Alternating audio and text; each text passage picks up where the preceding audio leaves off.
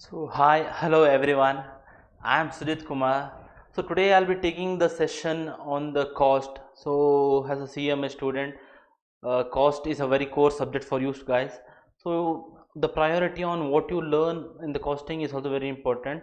So let's make it very simple. By the end of the day, you will be understanding both the conceptually and you will be ready for the exam. It is like both exam oriented, and I'll try to make you understand in a very easy way. It is like a non-cost background, non-commerce background also will be able to understand in a very good way. So starting about today's costing. Before that, I want to just ask you guys like why costing is so important. Because businesses, or in the form of accountancy, businesses are just focused on what you call making money, making profits. But why the birth of cost happened or something?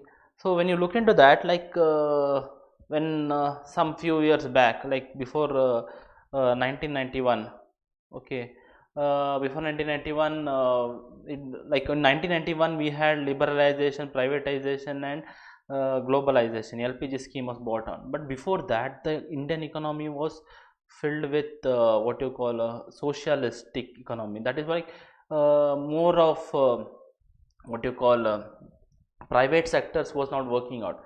That time the competition was really very less. So people like we had a lot of monopolies or companies which were run by the government. So there was no much of competition. So their focus was not much on what you call making like involving in the cost, but they were focused on making just profit. Like for example, if a pen was made, basically we had Reynolds or some companies. Okay, Reynolds. Okay. So that time a pen was costing around rupees. Manufacturing cost was around rupees 1. They used to put the profit of rupees like some 2. So the total price was rupees 3. So there was no factor of for them competition, the comparison. Anybody who has to come, they has to buy this factor. But slowly as the industrialization or like this, what privatization increased and the competition increased, there was a need for shifting their perspective. It was not like just making on fixing the price, because there were competitions. Now Reynolds, there will be another company which would come, and that would fix a price of around 2.5 rupees. So people would obviously buy, because Indian market is very price sensitive. Okay, it is not like that of what you call you can buy anything, or you can just fix 200 rupees for a pen or something, because we are price sensitive. And majority part, and during before 1991 the economy is very what poor, like developing nation, and the economy was price sensitive. So due to the increase in the competition, there was a need for the companies to adopt this. So this is like the basic example, but this is not what the actual history is. So looking over today's factors, today we will be discussing about introduction of costing. uh, just a minute. Today we will be discussing the part of introduction of costing, then other parts, basic definitions, and today, so the first session.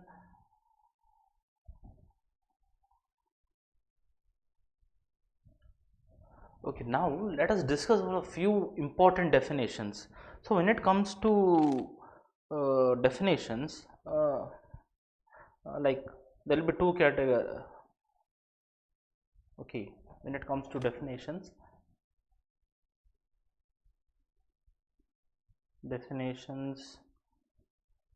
or concepts, there will be two categories. So one, which you conceptually need to understand it. Another one is you need to buy hard. Okay, conceptually, like some basic definitions, like what is cost accounting, what are the elements of the cost, how do you classify a cost. So these are the basic elements which you need to understand conceptually to get a grip on the whole of the cost accounting. But some things which you need to by heart is like advantages, disadvantages, merits, demerits. So these are factors, like it is not that you merely want to understand the conceptually, but when you think in the point of exam oriented, you need to actually by heart those things, like not by hearting, but you need to remember those keywords and put it down in the exam paper, which would help you to score more than what you actually write in your own words. Because advantages you cannot write in your own words, but they more they'll be more focused on the words, like primary keywords. So this will differentiate into two parts. So conceptually we need to understand few things. So the first one is like, uh, let's define the concept of costing. So what is costing? So in a simple definition, I'll be putting out like the expenditure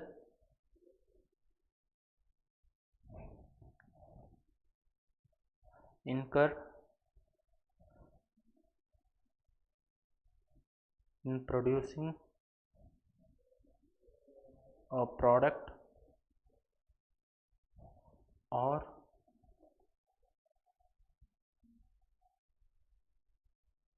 rendering a service. So this is the basic definition, but what the institute says also differs a bit different. But now let's discuss you what is like in a conceptual way. So now take for example Mr.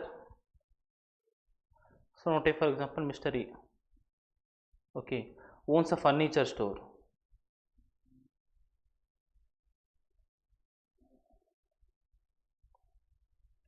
Okay, what is the basic things for him to manufacture a chair?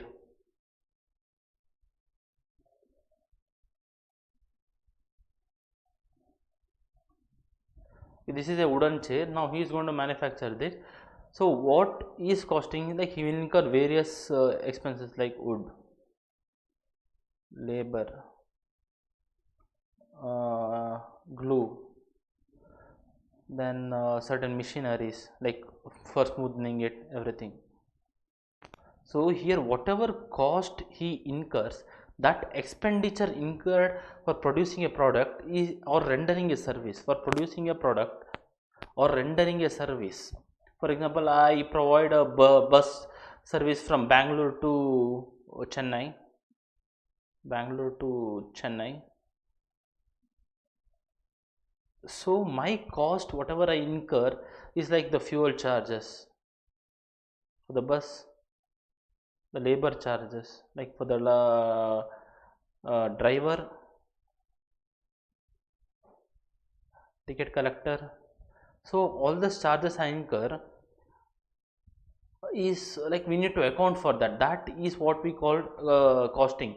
That is ascertainment of the expenditure incurred in producing a product or rendering a service is what we call a costing. So now looking into the concept of what the institute says.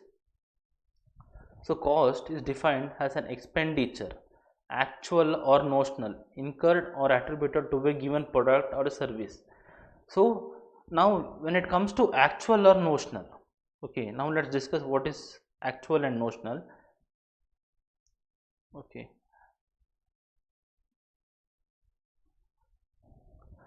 now actual expenditure.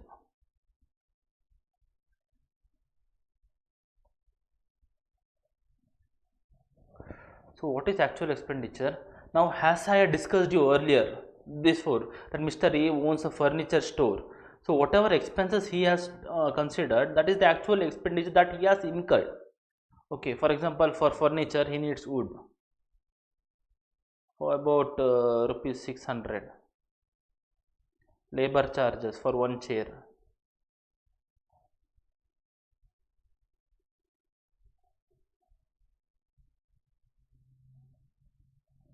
it is around 250. Glue, it is around rupees 50. Okay, then what you call machinery, electricity, everything to run it, it is around rupees 100. So total actual cost that he has incurred is rupees 1000. 5300 400 is rupees 1000. Okay, this is the actual cost. That is the cost actually incurred. Okay, now if you go into what is notional cost,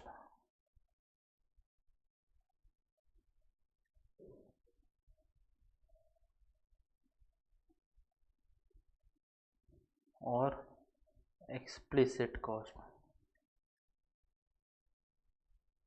What is notional cost or explicit cost? Now for example, I have a house. Okay, or else for example, now Mr. A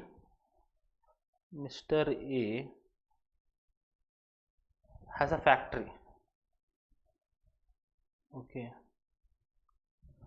factory which was gifted to him by his wife, like it is his wife's factory. Okay, like now how Sudha Murthy ma'am has given 10,000 for Narayan Murthy sir to start a business, so it was his wife's. So Mrs. A had given her own asset to her husband to work. So now obviously as a husband and wife he won't pay any rent. So rent, so he won't be paying any rent to Mrs. Wife because there is a relationship of a family. So obviously you won't what you call give a rent to the family member. So what happens is like now by costing comparing to Mr. A furniture company to Mr. Z furniture. Now his total cost including all this building rent everything comes to around rupees 1800 per chair cost, because 800 rupees he has incurred all building cost, everything, rent, running it. But now what Mr. A does, his cost is rupees 1000. So because he is not paying any rent, so he is not considering it, taking an example, so he is not considering it, so his total cost is rupees 1000. So what happens now, when you sell that furniture for rupees 2000, you will have a profit of rupees 1000, you will have a profit of rupees 200. Okay, now what, Mr. A is actually overjoyed, like I am having rupees 1000, because he is not considered this part of his rent, this part of factory's rent he has not considered because he has not paid the rent. Okay, so as he has not paid the rent, he has not considered that cost and saying I have not paid the rent, I'll go through the accrual method. Whenever I don't pay the expenses, so I don't want to consider it in the income, I mean expense of the accounting. But when it comes to costing, it is not like that way. You need to consider whenever whatever he does, he's happy. But if he has gained so much income, he has to pay tax on that 1000 rupees. It is not the actual expense, a profit that he has incurred, because he is incurring around rent of rupees 800. That is, if you had taken that factor from someone else, if you had taken that factor, Mr. A had taken that factor from me, he should have paid that rupees 800 rent for me. But he has not taken, he has taken it from his wife. If he is not paying it, does not mean that he is not incurring any expenses. He is incurring that rupees 800, but is not actually paying because she is his wife, or it is his own asset, it is his own building. In that case, so you won't pay rent, but you should consider that cost because you are actually incurring it. Okay, that is what you call notional cost. That is what you call notional cost. Even though you don't pay, it is what you have incurred in the business. That is what you call the notional cost. Okay, now as I said, you understood what is actual and what is notional. Actual is whatever expense you have incurred, and notional is whatever expenses you should have incurred, but you are not incurring due to certain factors. Like you may own the building, this is your own premises, this is your own houses, so you need not pay the rent, but you are actually incurring the expenses. So you should consider in the cost accounting. But when it comes to accounting, it runs on the accrual concept or cash concept, mercantile concept, anything. Expenses should be considered whenever it is incurred. Okay, whenever cash goes out, you should consider it as expense. But when it comes to costing, does not mean. So notional expenses should be considered. So this is basically the definition of what a cost is defined as: an expenditure or actual or notional incurred on or attributable to a given services. So if described as the resources have been sacrificed or must be sacrificed to attain a particular objective. So all this does mean the same. Okay. So now the what you call the perspective of costing changes in three ways in the terminology of CIMA. So cost as a noun. What is now? A place, name, place, thing, that we have been studying it from a very young age. So in the perspective of noun, cost means the amount of cash or cash equivalent paid or fair value and other consideration given at a time to acquire the asset at a given time of acquisition and construction. So amount of cash or cash equivalent, it may be shares or something, that is being paid, okay, on or its fair value. So when it comes to shares or debentures, whatever you issue, that comes on fair value consideration. So given at the time to acquire the asset. So when you buy new bus, okay, for your transportation of your employees, so you give them 10% shares, value around 25 lakhs fair value. So the cost of the asset, so the cost of the asset, the cost of the bus is rupees 25 lakh. So place, name, place, thing, as per the perspective of noun. So bus, when you possess any asset and you go to any place, so whatever the cash and cash equivalent paid to acquire an asset at the time of acquisition or construction is what you call the cost. Okay. Now when it comes to the perspective of verb is an activity that is being carried out. So it is ascertain the cost of a specific activity, okay, specific thing or activity. Okay, this is like to ascertain the cost for a specific thing or activity. That is what, like when you consider a bus, same thing, same example. So whatever the cost that you have been asserted, that is rupees 25 lakh, that is the cost of the asset. Okay, specific activity. Now for example, you take a service of delivery, okay, delivery service from delivery agent. So rupees 40 you pay for him. So that is of the cost incurred. So that is for a specific activity. Okay, he delivers you certain goods, transportation costs. So this is a verb. In the perspective of verb, this is the cost. Sorry, this is on perspective of verb, this is the cost. So in these two variants, both it gives one final definition of what cost is. That is, cost is defined as an expenditure which is notional, which I have written it down. So you need to just focus. So expenditure incurred in producing a product or rendering a service. I think this is far more enough for you to understand it.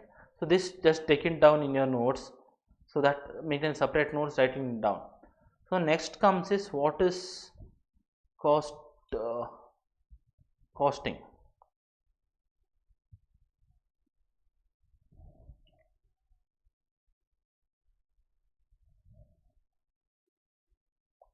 So what is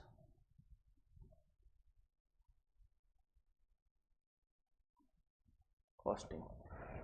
So now you are able to ascertain the cost.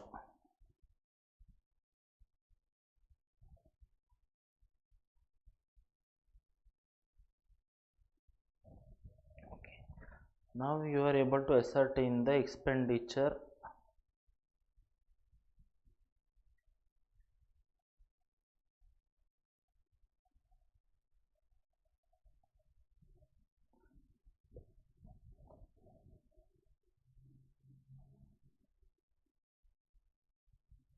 okay. This is cost definition. Ascertaining the expenditure incurred in a process of producing a product, or that is a cost. Now what is costing? Costing is quite different from the cost. So what is costing? So costing is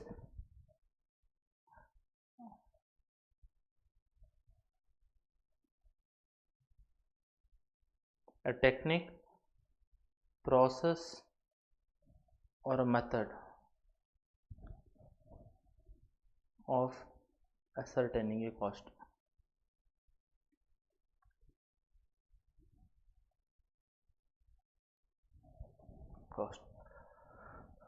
So it is a technique, a process, or a method of ascertaining a cost is costing. Okay, so what is this technique, process, or method?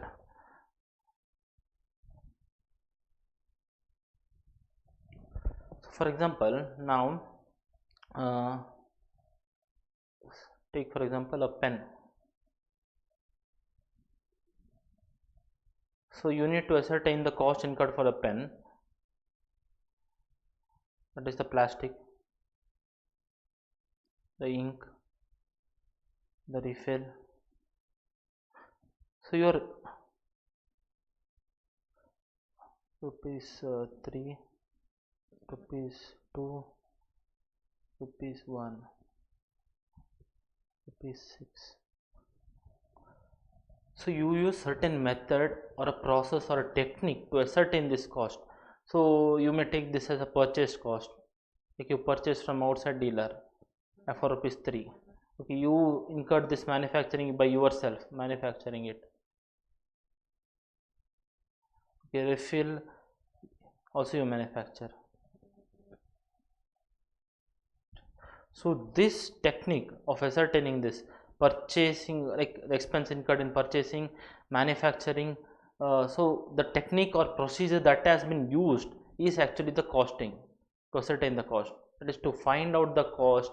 You use certain techniques or process or procedure. That is what actually called as costing. So now what? Let us see what our institute material says.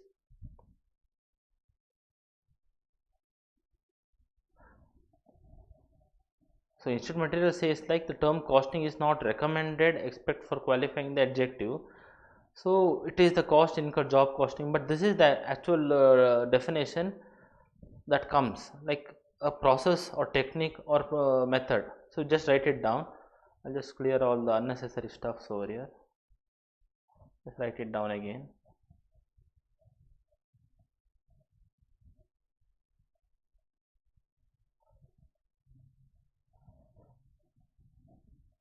Okay. Technique, process, because you just write it down, it is not there in institute material. Method of ascertaining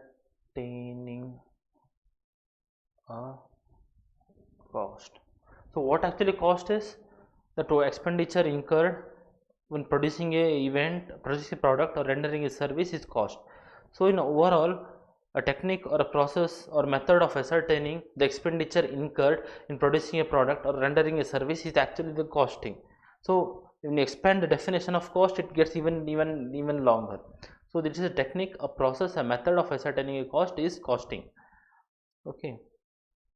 So next, let us talk about cost accounting.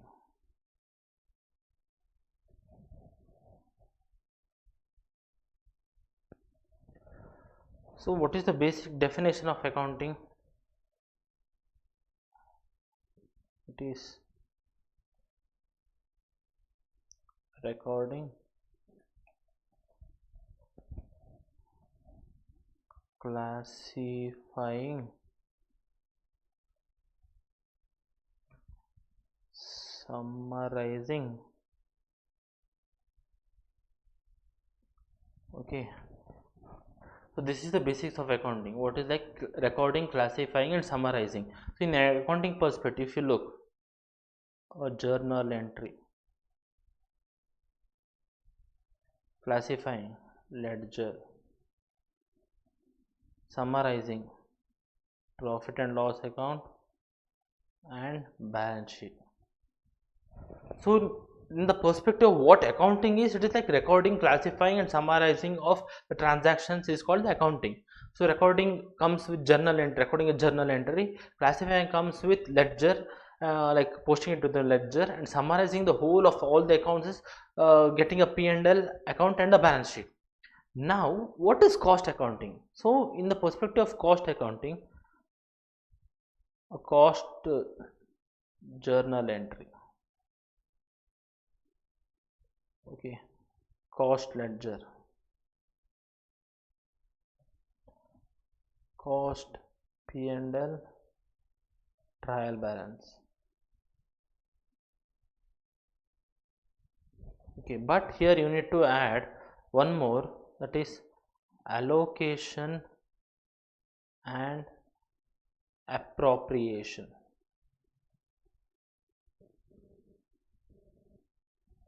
Okay, allocation and appropriation is not part of accounting, but it is a part of cost accounting. Okay, but what accounting is? Recording, classifying and summarizing of a transaction. But what cost accounting is? Recording, classifying, summarizing and allocation and appropriation of a cost accounting. So this is what the cost accounting is. So you pass a cost journal entry, okay, then you post it into the cost ledger and summarize into the cost P&L and trial balance. Now what is allocation and appropriation? So allocation and appropriation you will be discussing in the lesson of overheads. Okay, in the methods of costing you have the third chapter, I think, still overheads, where in a short term, if I want to say, the expenses incurred. Now you produce so many items in your factory, like pen, pencil, uh, eraser. Okay, you are a stationery shop. So now you have one little factory where you store everything you do. So the rent of this is around 10,000 rupees per month. So how would you allocate it? So how would you allocate that cost for pen based on the number of units produced? 1000 pen you produce, 25 pencil you produce, or 1000 erasers you produce. So based on that, or in either method which will be studying in the lesson of overheads. Okay, that is allocation and appropriation of cost will be studied in the overhead. So to sort it down in an actual definition process, in a correct definition, the process, what is cost accounting?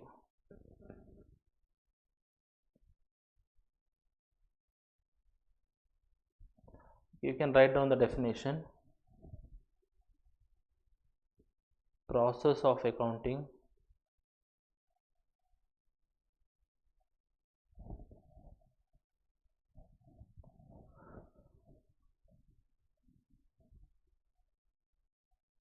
for a cost, it deals with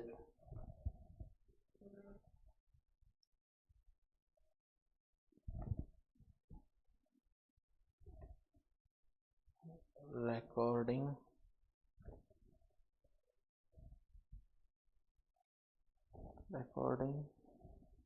of income and expenditure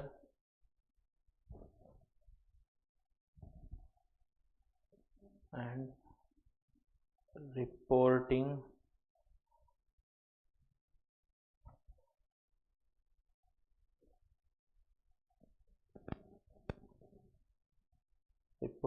of various cost.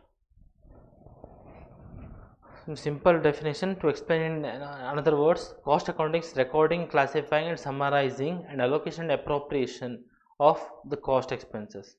So recording, classifying and summarizing is a definition of accounting, but addition adding one thing more, that is allocation and appropriation, you get the cost accounting definition. So it is a process of accounting for cost. It deals with the recording of income and expenditure and reporting of various cost. So what is cost? The expenditure incurred for a particular product, producing a particular product or rendering a service is what cost is. The process of recording that income and expenditure is what cost accounting is. So now third part is let us just look into what the institute material says about cost accounting.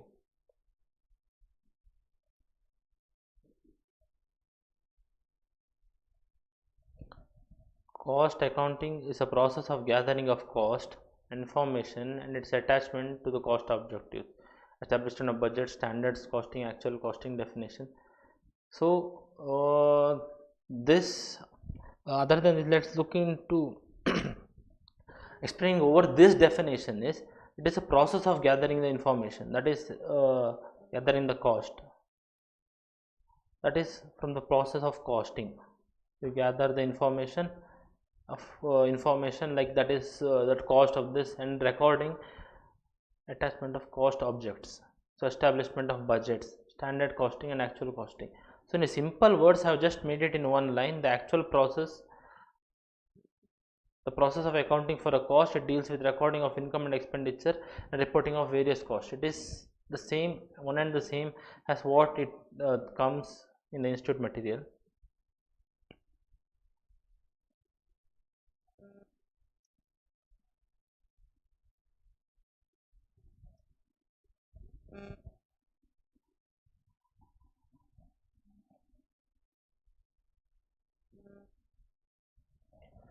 Now let's discuss the another heading, that is cost accounting, accountancy.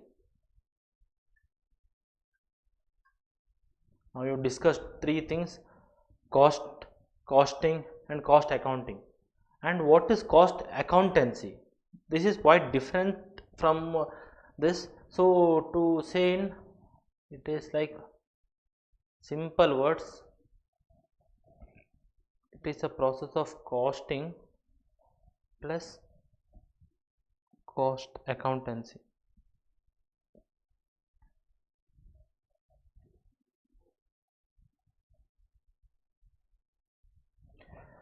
Simple words, it is cost accountancy is costing plus cost accounting, cost accounting is what we call cost accountancy. So if you are not able to understand, let me give it with the example with the correct definition. So just write it down.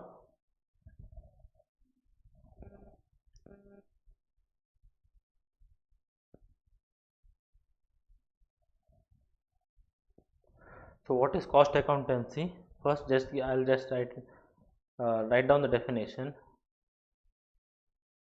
Application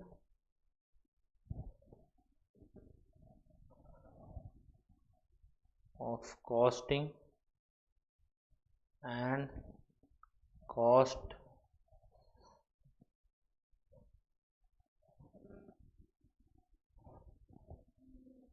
accounting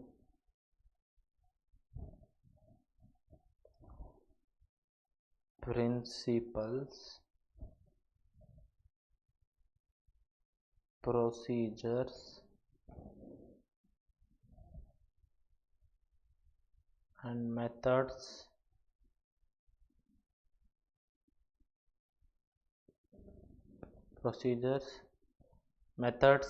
and techniques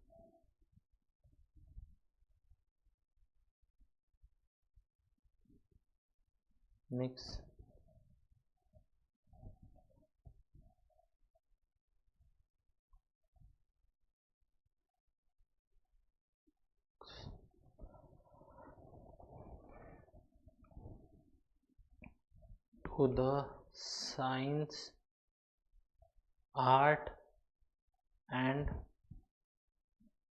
practice of cost control. I'll explain you in a simple manner if you just write it down.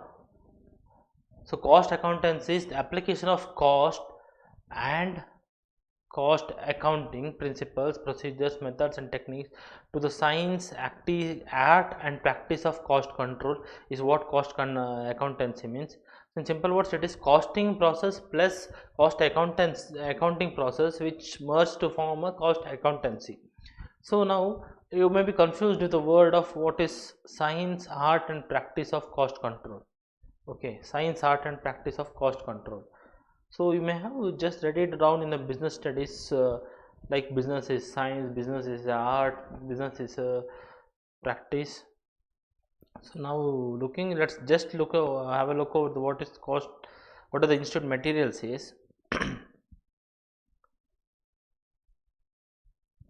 So here it says like it's an academic discipline of cost accounting is defined as the application of cost accountancy and cost accounting principles, methods, techniques to science, art, and practice of cost control and ascertain of profitability as well in presentation of information for the purpose of making managerial decision.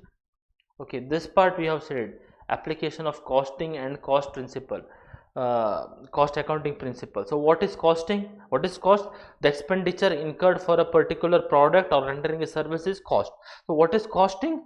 The method, technique, or a process incurred for ascertaining a cost. To ascertain the cost, whatever process or techniques or methods you adopt, that is called costing.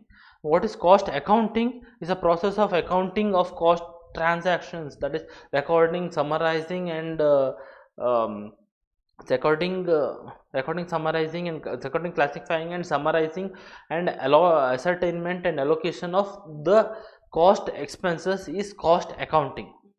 Okay, it may be quite confusing, but you need to just get over this.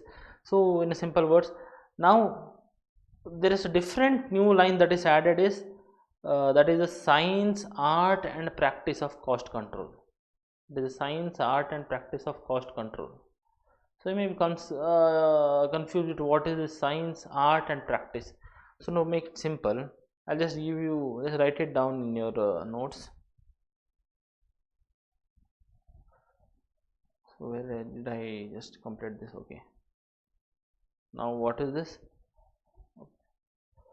Now cost accounting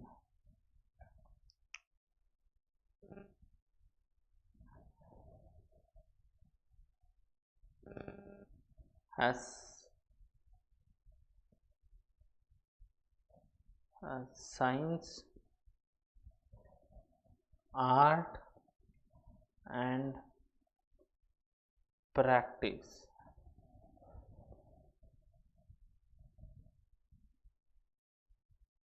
Costing has science, art, and practice.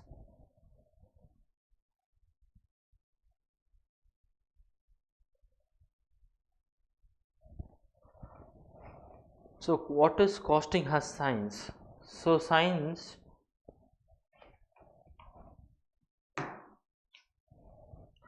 why is cost accounting is called a science? Because it is a systematic body of knowledge having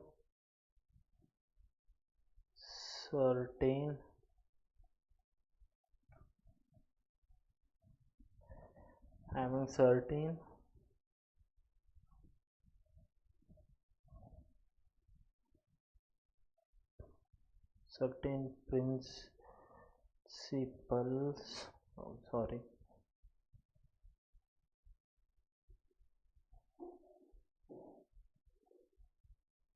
principles of cost account.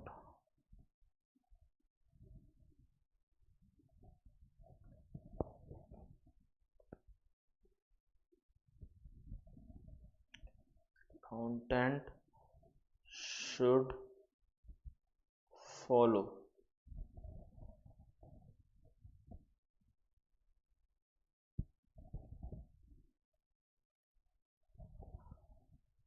Okay, so what does this mean?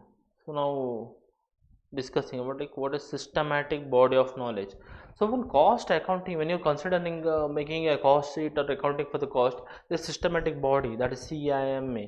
Okay, so there is certain rules when you come to accounting. There is certain rules, systematic process of accounting, that is you have generally accepted accounting principles, gap.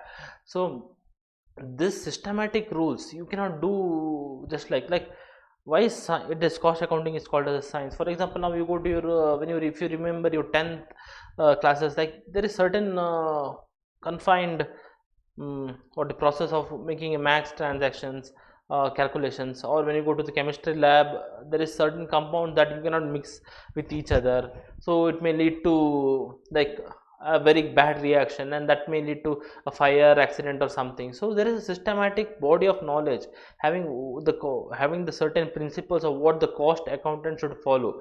There are certain rules for the cost accountant, because there are certain rules why these rules may have been done for him. So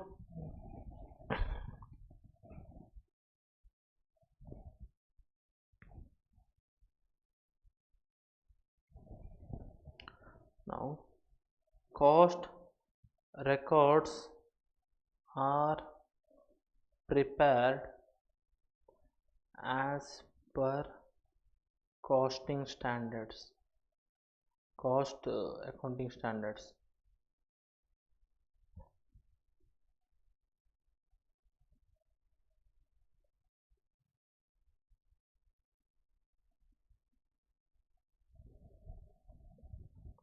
Okay, now this is an example. Okay, now like when you do a cost record, there are certain expenses that you should consider, there are certain expenses that you should not consider. So why this has been done? Because to make a uniformity among the people, like you may consider the building rent, but the other person may not consider the notional cost. So what happens is profit will be very high, and he'll be showing like the financial users of your cost sheet or costing data information may be very like, this guy is incurring so much less expenses, so maybe we need to pay for him. This guy is incurring more expenses, so this does not create an uniformity of comparison. So if there is no uniformity of comparison, this may lead to false information, depicting of false information to the users of the financial statement. So due to which there will that is may not be called as a science. So science, it is a systematic body of knowledge having certain principles of cost, what a cost accountant should follow. Okay, that is why cost accountancy is a science, art and practice. So what is art now? What is art?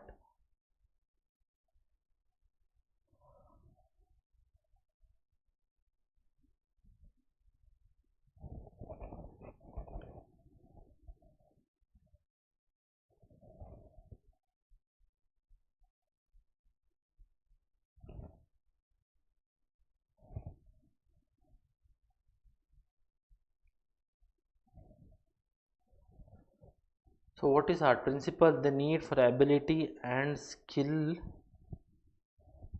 for a cost accountant.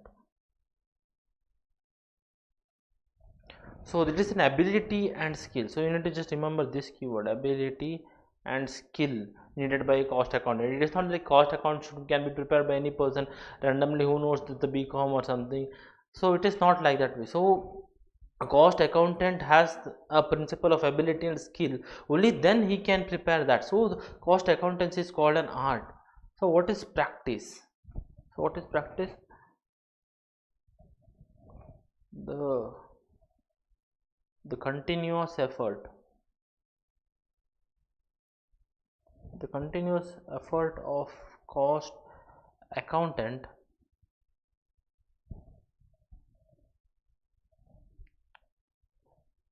in the field of cost accountancy. So practice is the continuous effort of a cost accountant in the field of cost accounting. So when you be a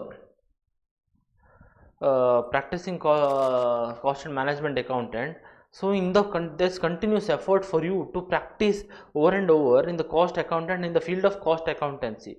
So this is what defines like what is a cost accountant, a cost accountancy. So coming over to the definition of what cost accountancy is. So application of costing and cost accounting principles and procedures, methods and techniques to the science, art and practice of cost control. So why cost accounting is called as cost accountancy is called as a science? Because it is a systematic body of knowledge having certain principles of cost accountant should follow. Okay, there is systematic body, there is systematic, like for example, if you are a chartered accountant, you have a systematic body called ICAI. So they give you certain guidelines, certain rules how the accounting should be taken, or even the gap principles, generally accepted accounting principles. Okay, why certain expenses should be considered only when you receive, and you can ascertain for the income, that is mercantile method, cash method. So there is very systematic knowledge based body of knowledge, like you cannot just do however you want. So that is why cost accountancy is a science. And why cost accountancy is the art? It is a principle, that is a need for ability and skill for a cost accountant. It is not someone can do it. You need ability, you need a qualification, you need a skill to prepare the cost accountancy. And it is a continuous effort of the cost accountant in the field of cost accountancy. So this is what the cost accountancy means. So this is the same definition as the institute. So now coming to the first part, who are the users of the financial information?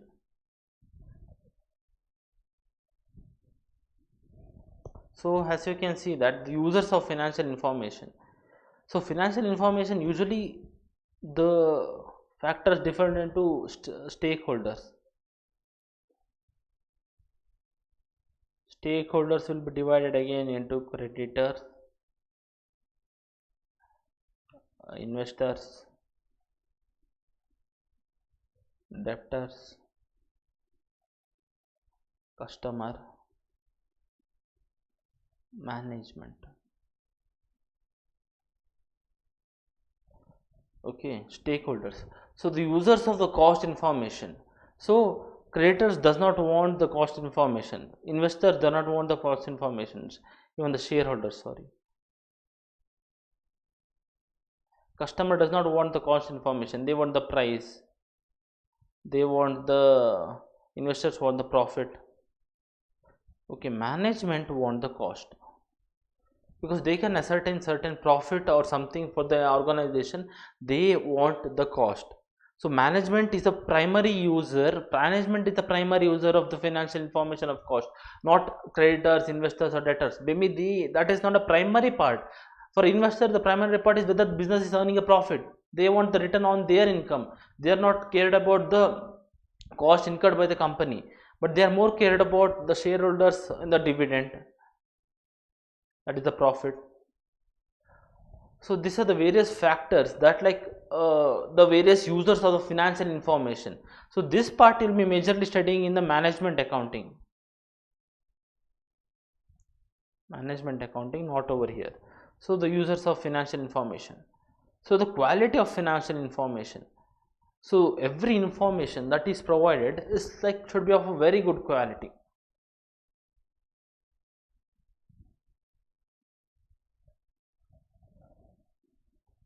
So quality of the financial information.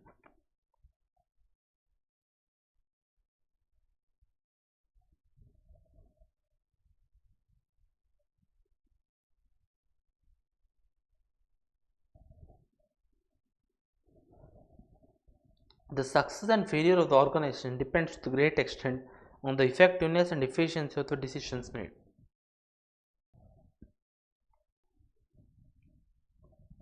So as the statement goes, the success or failure of organization. So whatever decisions that a company takes is dependent on the efficiency and effectiveness of the decisions made. So if for example now let me take the market is like take example of Bormeta, Horlicks and Boost. Okay, these are the drinks usually used by the kids. So when it comes to Bormeta, there is a chocolate drink by Cadbury. Horlicks, there's mixed flavor of chocolate and milk, ordinary one. And boost is termed to be an energy drink, uh, which is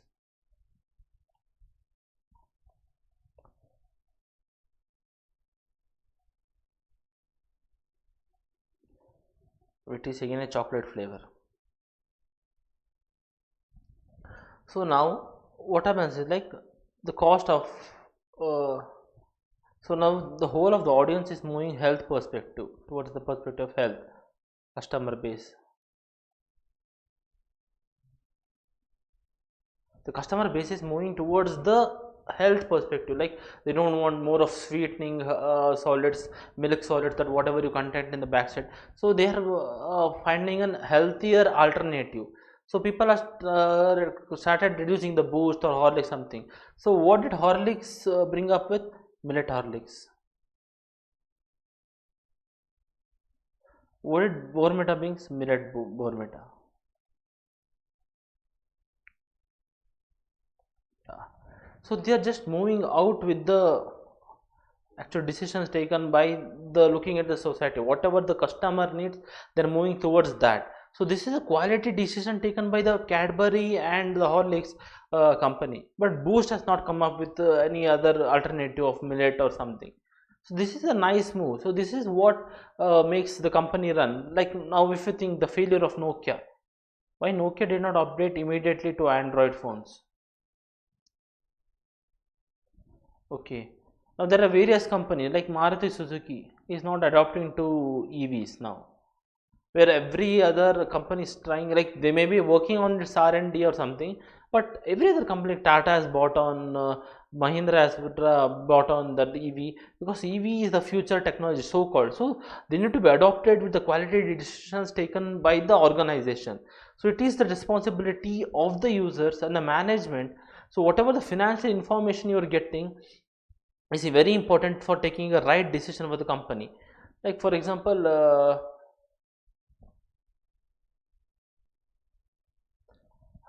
as I said you about Boeing, like take for example Boeing.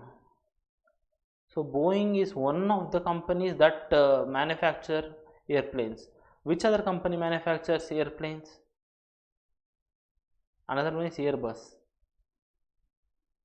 Okay, Boeing and Airbus. So Boeing, there was one model, I'm not sure, maybe 747. So whenever like there were few accidents that were happening, I feel, I'm not very sure about the model, but one certain model of the Boeing was frequently prone to accidents. So this was the right decision whether the company should take it off or not from the market. So quality decision is either when it comes to taking a decision over like the maintenance, like there is no audience to buy the product and we are incurring very heavy cost on the product. So it is the right time for us to drop production of that unit, is called the right decision. Quality of the information and the cost information, that so we cannot just drop it like, oh, there is no sales in the market and let me drop it now. No, we should analyze looking over to the market sales, and sometimes the sales will be like it will be stagnant, but number of users will be increasing. Okay, because the price may be reduced, like for example, now okay, now there is like you have 10 rupees pen, now there is slowly rapidly rising, but when you do it for rupees 8, maybe your profit slightly reduces, but the like the number of users purchases will be increasing. So like when you look into like prices very rupees 8, so we have reduced the profit margin to just rupees 1. Here the profit margin was rupees 3. So this is a loss making unit, you may see the just one perspective, because you reduce the price of rupees 2, but when you look number of users, here it may be 10,000 purchasers, here it will be 25,000 purchasers, because it is rupees 8. So when you look into the broader perspective, the quality of information is really important for a cost or management accounting or a management. So that is why it is important for us to take the right decisions when the information is of very good quality. Now let us look into the next part of what this quality of financial information is finished. So evaluation of cost accounting, You can just go through it, and it's not very important. It is the birth of the CIMA, Cost or Management Institution, and four basic institutions. So this we have discussed. Cost we have discussed, costing we have discussed, cost accountancy we have discussed, cost accounting we have discussed. So objectives part, this is the by hearting part. So I'll just come back to you backside, because you need not understand it conceptually now. Scope is also by hearting part. So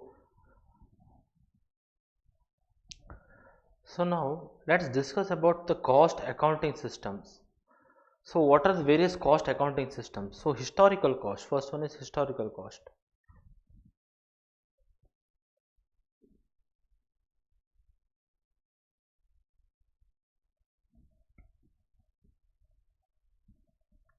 So historical accounting or historical cost, like earlier in accountants you may be like looking into that. Historical cost means the cost which is already incurred, and will be carrying out the value based on the historical cost, especially in the terms of depreciation.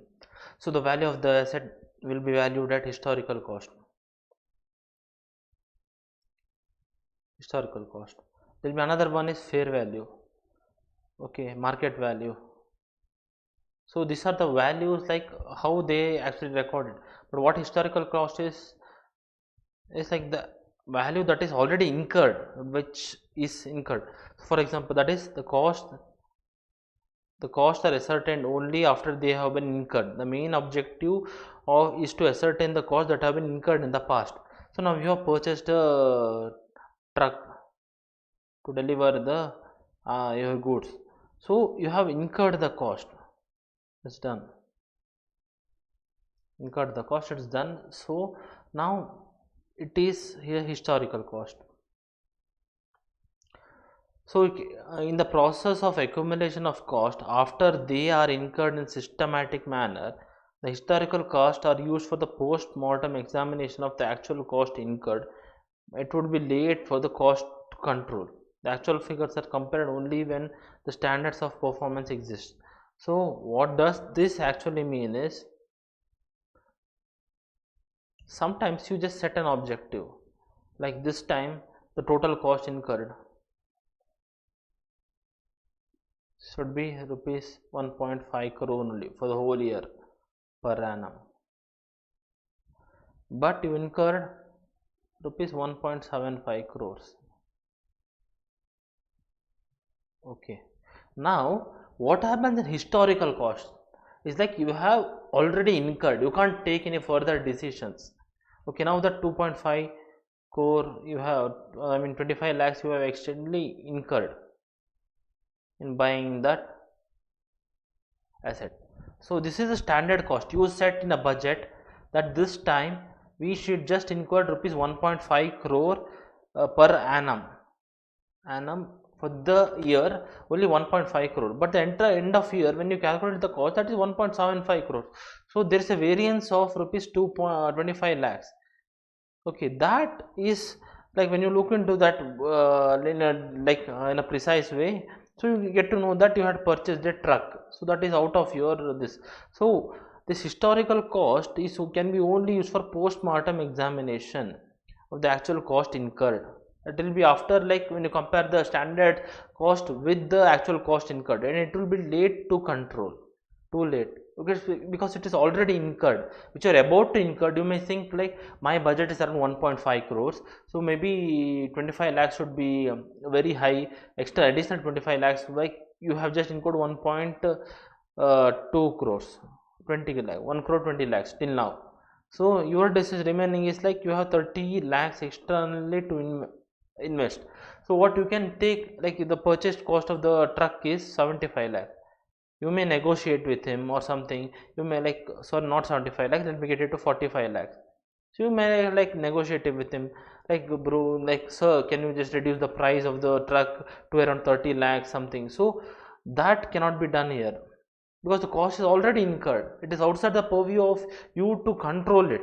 So historical cost is that cost that is already incurred by the organization. Okay, that is the historical cost. Okay, next comes the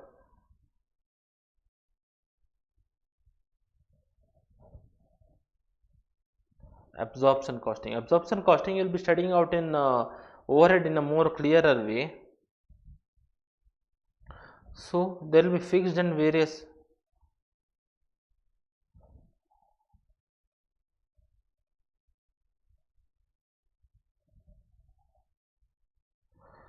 Okay, there will be various expenses incurred by the organization.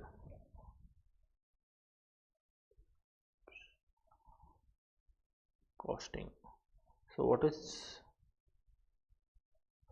is absorption costing? In a simple way, I will be explaining it now. For further detail, we will be carrying out in session when we carry out the overheads classes. When we have the overhead classes, we will be taking out this. But what is absorption costing?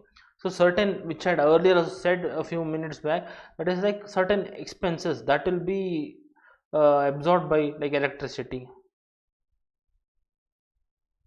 then rent, then office expenses like MD salary or okay. So these are certain common between, like what happens like for a pen, pencil, or more precisely, let me go on a large scale, for a car, for a bike, then for a scooter. Okay, over in car you have petrol, DEV, same for the bikes also. Bikes you have only petrol, scooty you have only EV. So there are various types of products produced in one organization. There are certain similar expenses that has been incurred by the organization, like electricity. You cannot just bifurcate. For this car I am using 2000 units, only that much I will be allocating the price. Sometimes you may use more, sometimes you may use less. So you just take this under similar heads, that is overhead. These are the expenses. Okay, some common expenses, which rent, you may bifurcate between the office space used by one organization, like one part, this department. Car uses only 10,000 square foot, bike department uses this. So this process of cost is absorbing that cost to certain unit, like you need to charge this electricity bill, some part to the petrol cars, some part to the EV, some part to the bikes, some part to the scooters. So everything should be divided to each and every unit basis, based on what they incur. That depend, absorption of that costing and allocation of that will be discussing out in the overhead chapters. So just going through definition, all the fixed and variable costs are allotted to cost units. The total overhead are absorbed according to the activity level. So this is based on the activity carried out by the organization or that unit. So absorption costing, fixed manufacturing overheads are like allocated to the products that are included in the stock valuation.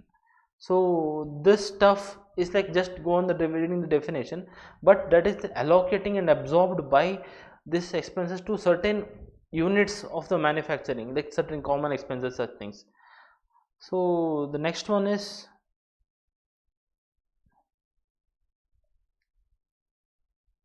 the direct costing.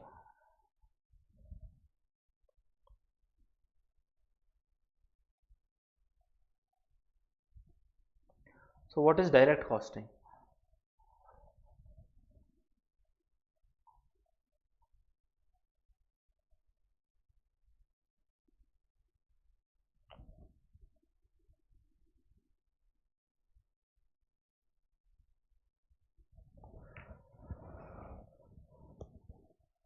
So what is direct costing? So there are certain expenses that is directly attributable to certain manufacturing. When it comes to manufacturing,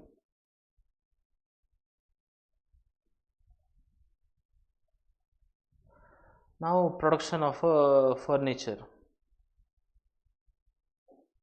with more number of furnitures you produce, like now you produce 100 units of furniture, 100 chairs.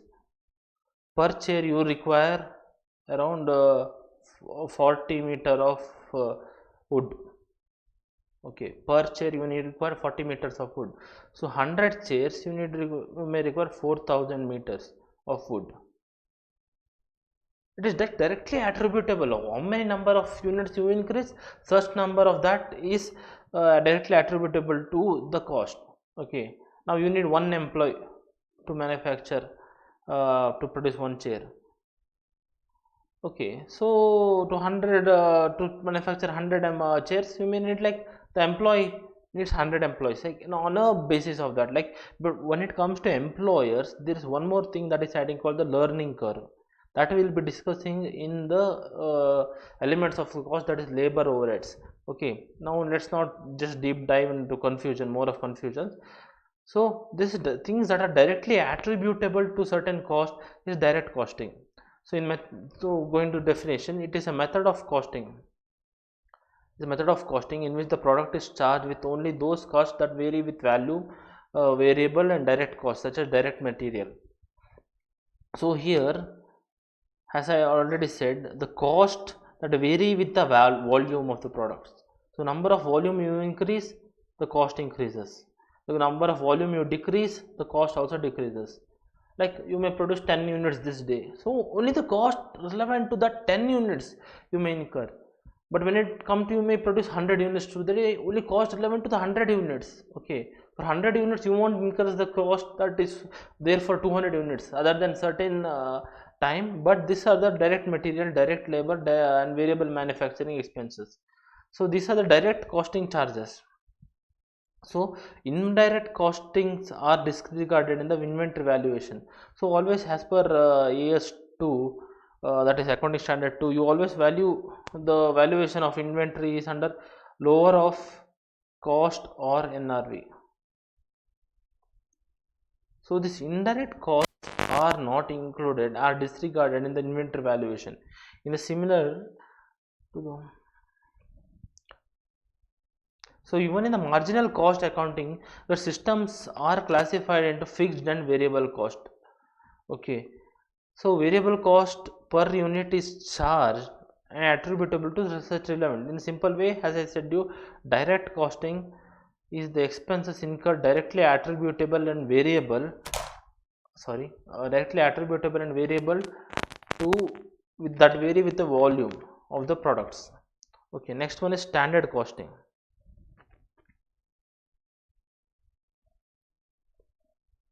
So what is standard costing? So standard costing is usually you set certain budgetary, like a certain aim, like this for production of what do you call a cake, you may require like 1 kg of flour. Okay, but suddenly 1.1 kg of flour has been used. Okay, 1.1 kg of flour has been used. So this 0.1 kg is the variance. Okay, in the standard costing, this is the standard cost set. This is the actual cost.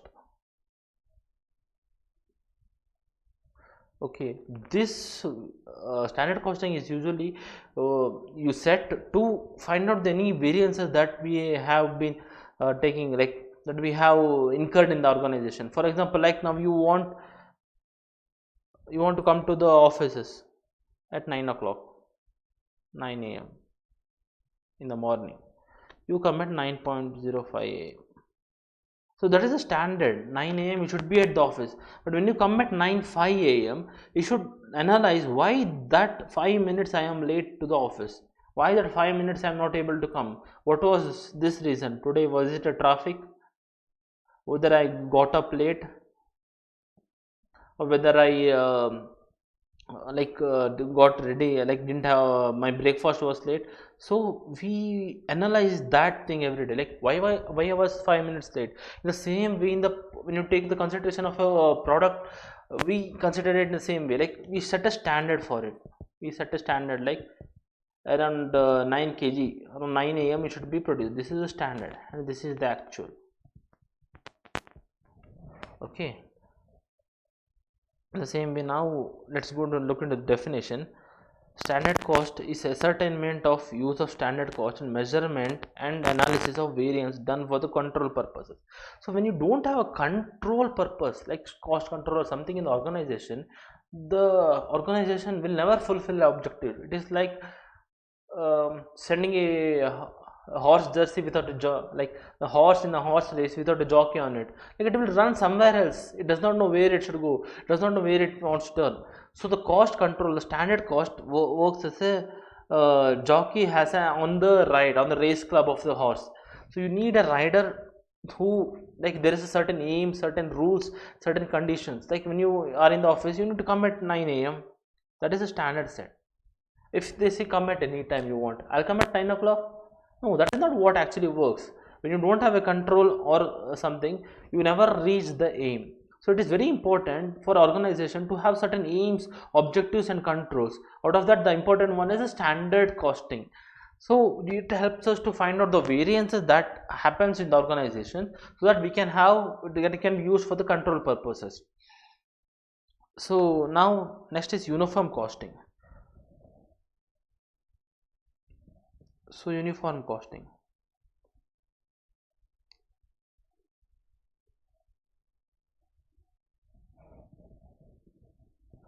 Now Maruti Suzuki, it's been existing in India from a very long time, and they use direct cost method.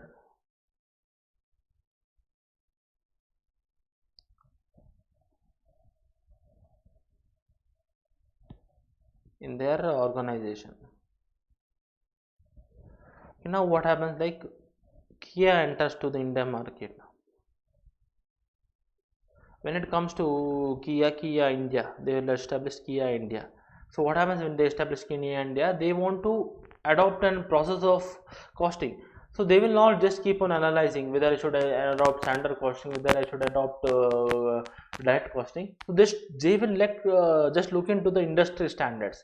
So if Maruti Suzuki, Hyundai and Tata is adopting direct costing, so obviously they will go with industry form of costing, method of costing. That is, they will also move with the direct costing. So this is called the uniform costing. So what are the benefits of uniform costing? Now, like if they want to analyze the cost benefits, no, it will be very easier for them. Like if they have same forward for the balance sheet, like when you take schedule 3 balance sheet, when it comes to accounting, when one organization has T form balance sheet, that is like the assets and liabilities, another organization has like the schedule 3. It may be like you have the information in a similar way, but it is like quite difficult to compare. Okay, so when there is certain similar way of method of adoption, that time it will be more easier for a comparison and making a decision, taking decisions in the organization. So that is why it is important to adopt like similar ones. So usually in the industries, manufacturing, power generation, they adopt a uniform costing method, and pharmaceutical industries too. So this is where industrial unit, like they togetherly form a similar in like accounting costing methods. Just like let us look into the definition of what the institute says. There is no distinct method of costing. It is adoption of the identical costing principles and procedures by several units of same industry or several industries by a mutual agreement. So it facilitates valid comparisons between organizations, helps in eliminating the inefficiencies. So if Maruti Suzuki is able to produce the Grand Vitara at the price of like 25 lakhs something, their cost of Grand Vitara is 25 lakhs, that is an example. So now Kia Seltos, which probably has similar, if they have similar features, so they are taking 26.5 lakhs. The 1.5 lakhs, why that inefficiency is created in Kia but not in Maruti Suzuki? So that is where this valid comparisons help them to make decisions and elimination of their inefficiencies. So this happens when there are similar industries. There is a paracetamol like one Dolo 650 will be costing like per sheet is ₹10. There will be another like what do you call Colpol, that is 500, Colpol 650. Okay, they will charge ₹12.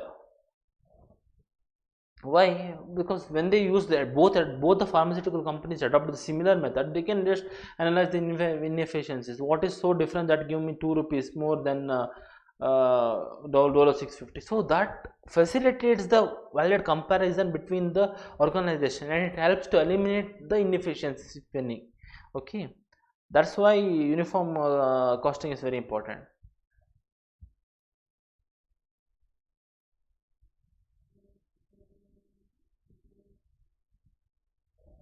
So now let's discuss about installation of cost accounting system.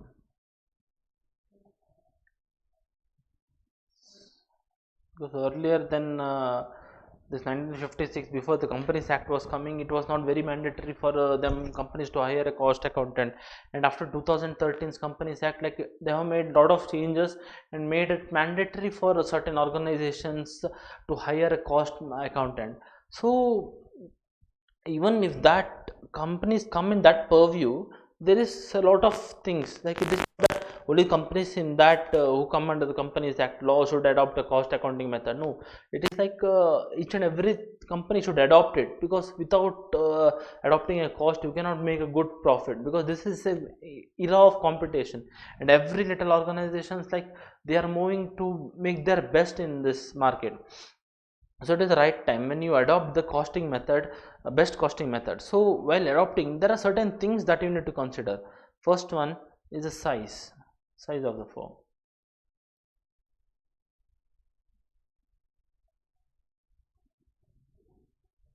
Okay, decisions usually you should take on based on the size of what you produce. 100 units, your decisions and your adoption of the costing method should be like on a small scale. And if you adopt a very large scale method, that time like that differs on size of the method, I mean size of the firm. So it is extremely an important factor in designing a cost accounting system. Has the size and of the firm and business it grows, the volume, the complexity, also the cost data grows.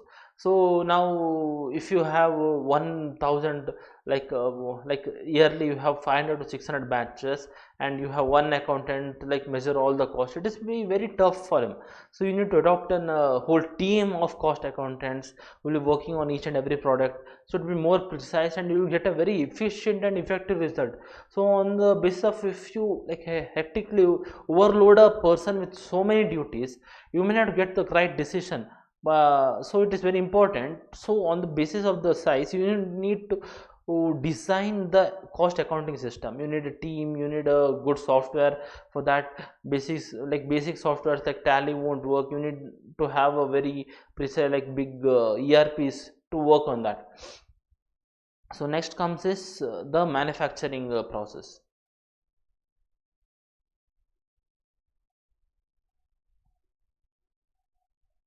So adoption of the cost method, cost accounting method, manufacturing process. So my handwriting might be quite confusing. So uh, let me write it again. I had a small mistake.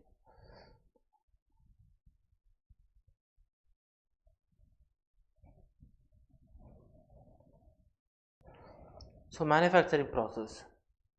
So each and every type of what you call product is varies in like different manufacturing process. Now for example, if you take a biscuit, that will be produced in a batch. Okay, now you take a Rolls Royce car, that will be customized for the customer. Okay, and cost incurred by it, like you need to separately recognize it. It is not as per batch, I mean as per the batch. Okay, now for example, you buy a big ship, you give a contract to a shipbuilder, that will be a job costing. On basis of one job that you would carry on, you need to process that, adopt the job costing method. So manufacturing process differs from every organization to every organization. It is not similar for one organization and other organizations. So when there is different methods of costing, so we need to adopt that as per the organization requirements. You cannot adopt batch costing for a Rolls Royce car. Maybe they'll produce yearly around 20 to 30 cars, on an approximation, I just guessed it out. So 20 to if they produce 20 to 30 cars and their batch size is 50, probably they need 2 years to actually account for one batch of Rolls Royce. So that is not what actually happens. They customize or such individual things happen. They go for individual costing, like personally for one car, whatever the costing incurred. So or for certain like ships go for a big contract, what you call, like they say you to build or something for the ship builders, that is a job costing or a contract costing. So there is various different methods adopted by it for accounting it in the cost accountancy. So when you adopt it, we should look in how the manufacturing processes is, what the job type is from industry to industry. So the process of manufacture changes from industry into industry, and some industries there may be continuous process of production, while some there may be batch job type production. So like car, if you look at that, there is an assembly line of cars coming backside each other, so there will be continuous assembly of the cars. So when it comes to, they don't look into the batch, but when it comes to food products, usually they make a certain batches, 100 unit, 100 packets of business, 100 packet of chips. So they just look into the batch because it is more easier for them to recognize. For example, there is a one found in a Cadbury chocolate. There was earlier case you may have heard. So that time, if there is a batch number like A1053, so they can just look into that batch. Okay, this can just look into that batch. They can analyze for the mistake.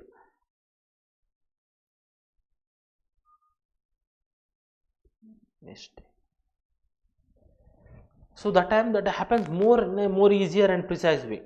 Okay, analysis of mistake. But if my Cadbury chocolates is in a continuous process and my customer calls in like, I found a worm in your Cadbury, I'm going to file a customer suit against you, against Cadbury. So that time you just find very difficult for you to ascertain which batch, which chocolate did that go. So when it comes into the batch, you can make that team responsible for it, and you can call the team head and find out the loopholes, why the worms are being found, what is the mistake that has been carried out in that batch.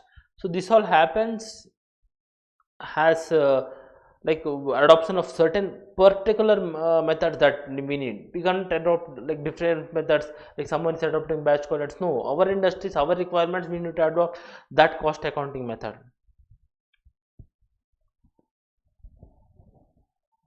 So the cost accounting, whether it is single product is produced, all the cost like material, labor and direct expenses can be directly allocated to the product.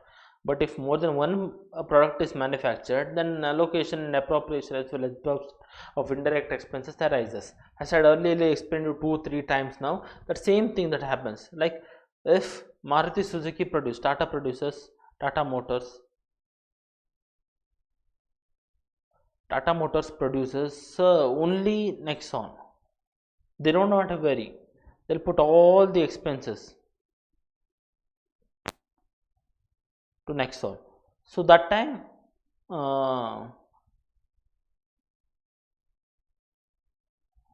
like this is single product. There is no what you call decision making, external decision making. But when it comes to, there are many cars, Nexon, Altroz, Harrier. So that time they need to allocate the cost. Nexon to Altroz to Harrier. So this allocation of cost will be learned in the overheads.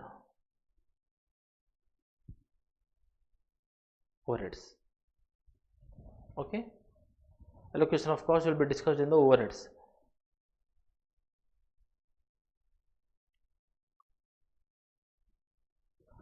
So that is when there is single cost is produced, like all the material, labor and indirect expenses will directly allocated to that product.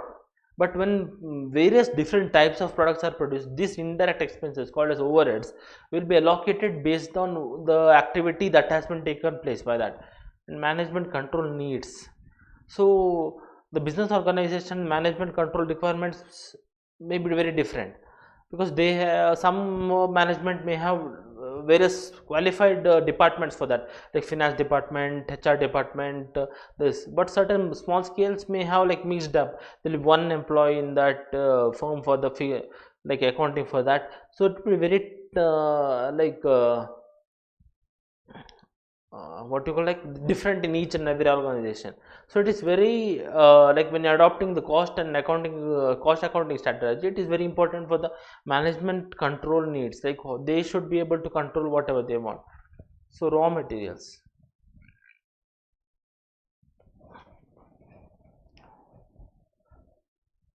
so the nature and so you're saying the designing of cost accounting system.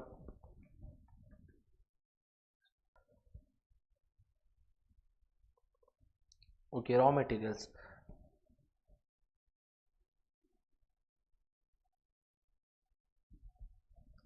So when it comes to raw materials, so the cost accountant, like there will be certain like petrol, diesel, so it will be evaporating by itself. There is a lost like a certain amount of normal wastage that is been carried out. So then certain times when you import or something, there is certain wastage or some this. So when in the cost accounting system, the business is guided by the raw materials required for the production.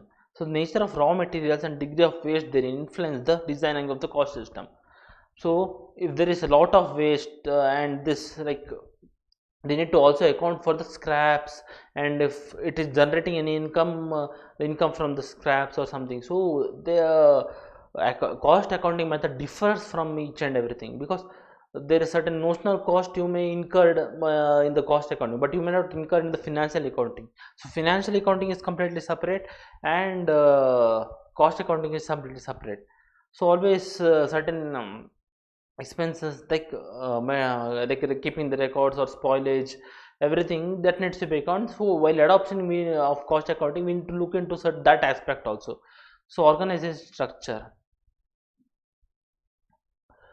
So the structure of organization plays a vital role to designing. So if there is one employee in the finance department, and you need not need a very big ERP or something, but there is a team, there are different teams for each and every product. Like for one car only, there is a designated team, and in that team, like for example, for Nexon EV, there is a team.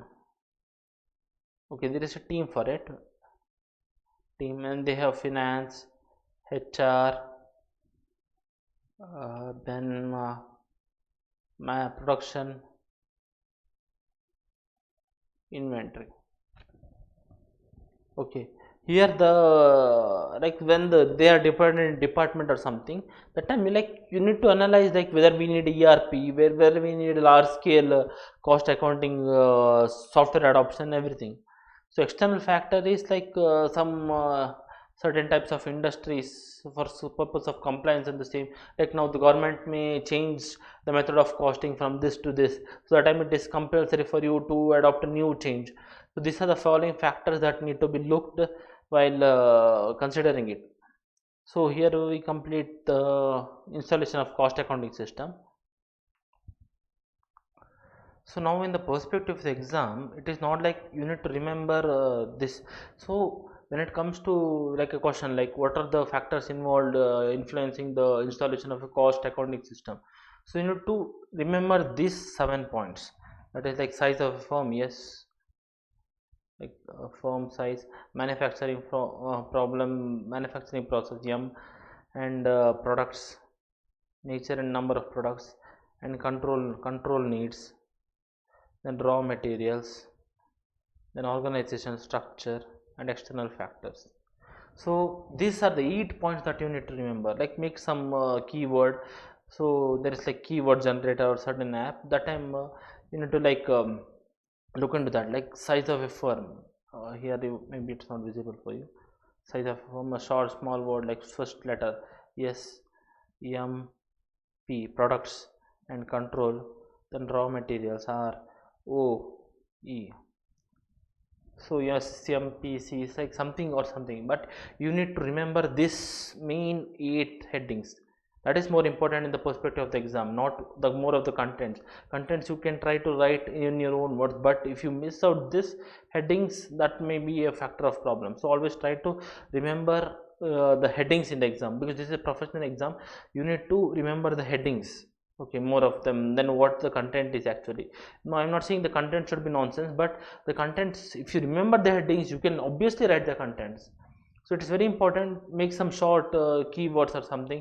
Like if you go to Google, there is a random word generator. For example, if you go to Edge, there is an app like random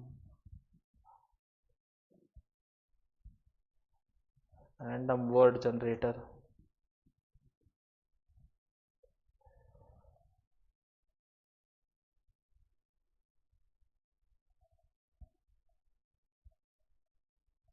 So the letters,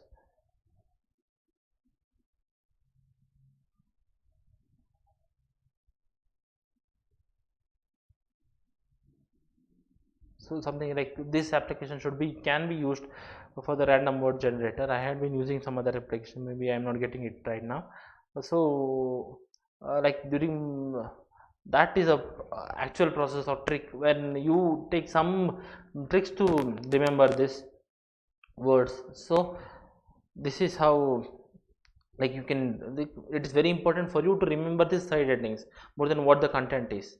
Okay, next other than limitations, okay, I think the main conceptual matter of this chapter is finished.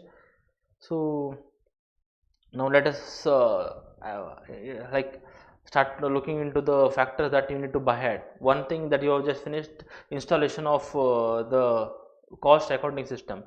So now scope of cost accounting, like these factors you need to buy hard, especially the side headings. Okay, it is not like these are the keywords. You cannot write your own words like cost, the maintenance of records. No, the scope of cost accounting, the cost bookkeeping, it is more important. That is, I'm not saying you not get the marks, but the more good you remember this part, because there are very few questions that may be asked like, oh, what is the scope of cost accounting, and you could really score a very good marks because objectives of cost accounting. Then there is very less chance of getting this definition, but probably not of the cost, but you may get of the cost accountancy or cost accounting. What is difference between cost accounting and cost accountancy? So you need to look into these factors more. Then users quality of financial information is that much, it is not important. And what you call, then evaluation of cost is also not very important, because this is just a story of how the birth of CIMA happened. So next one, this 4 definitions, maybe I'll mark it 2 to 3 star out of 5, because the factor is on the cost accountancy. You may get a question over that, cost accountancy and cost accounting. Okay, then objectives. Now let's look into the objectives.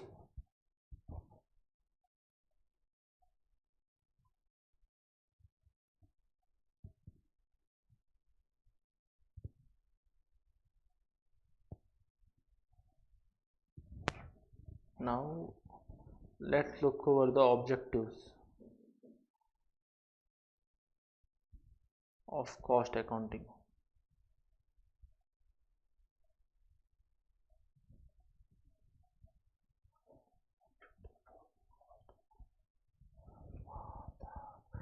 Okay, this is very interesting.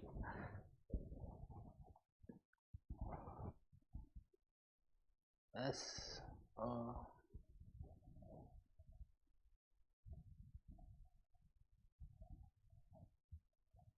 ascertain the cost per unit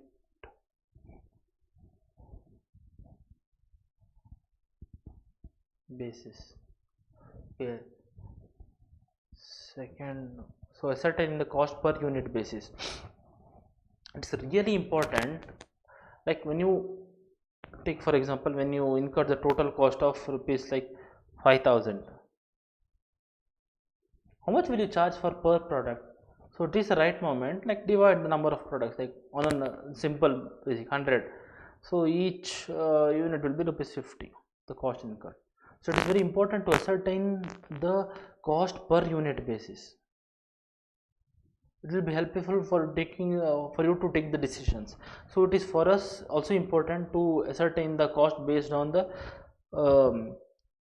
cost per unit basis. Now even if you look, just go and observe. You take a bottle of Pepsi or something, like a bottle of Pepsi or Thumbs Up, anything, any of the soft drinks. Okay, Thumbs Up. You will have 700 ml and 45 rupees. Okay, now then you will have per ml also.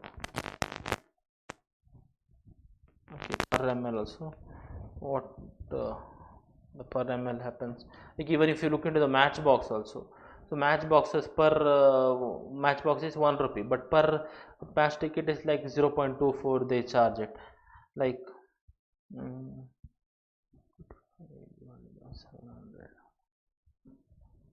so per ml it is like 0.64 paise. I don't know why. Like if you just look into the consumer products, you'll find the per ml per unit price also. Even in the matchsticks, biscuits also, per biscuit, what is the price charge? Just below the MRP, just below the MRP, you'll be finding the price per unit also. Maybe the new regulations by the consumer department or something. So next one is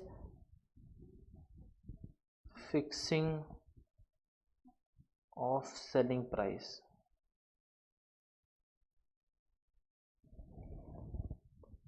Sometimes it may not be a very tough task, because there is already existing product in the market. You may fix it, because and pencil is to the max people will pay is rupees 10, so you can just fix it rupees 10. There is no cat requirement for you to include in the cost, so rupees 10. But when it comes to when you design a new product, design a smart pen, design a really smart pen, and that is not there in the market only. How can you just charge a price of 200 rupees, 500 rupees? That is not what happens actually. So that time you need to analyze the cost. What is the cost incurred completely? That helps you to fix the selling price. That is not too much high, that is not too much low. That is where you take the right decision. That is why cost accounting is important, fixing a selling price. But when you have industry ready market, when it is like monopolistic market or like perfect competition market, for example, for example, rice. So rice, wheat, they have a fixed price in the market. You can't charge more than that. You can just brand it as an organic and charge it. But even though there is a restriction, so there is a market that is a price taker market. Perfect competition, monopolistic market. No, not monopolistic, but perfect competition is price taker market. So that is the market price. Whatever the market price is there, that is what they charge it. Okay. But monopoly is price maker. They charge whatever price they want. For example, Indian Railways, now till now, like it is to the major stake, it is till now government. So they are a type of monopoly. They can charge whatever price they want, but they are not actually doing that. But anything, if you look in, so now if you get some monopoly, now for example, if you take a good example of duopoly,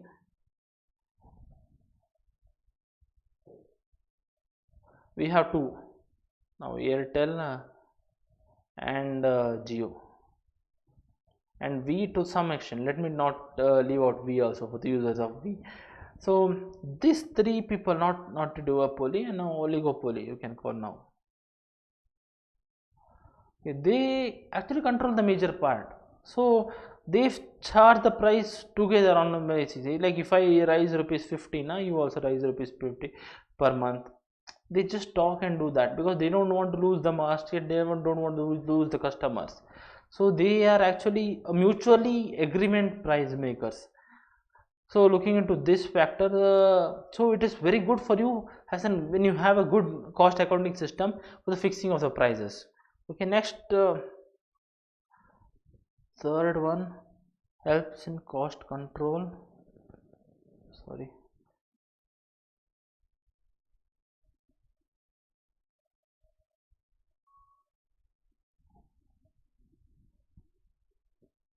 Cost control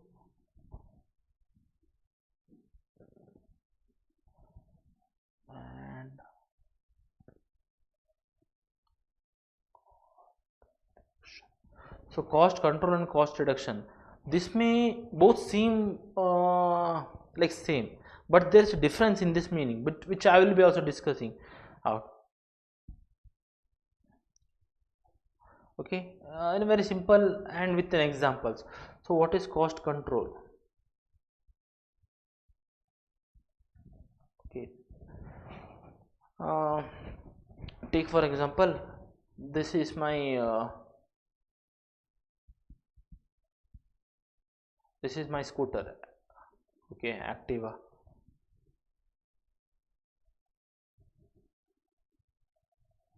Okay, this is my scooter of Activa. Okay, or any other brand, if you want you can take it. Okay, this is my scooter brand. Okay, now cost control. So I had fixed a standard cost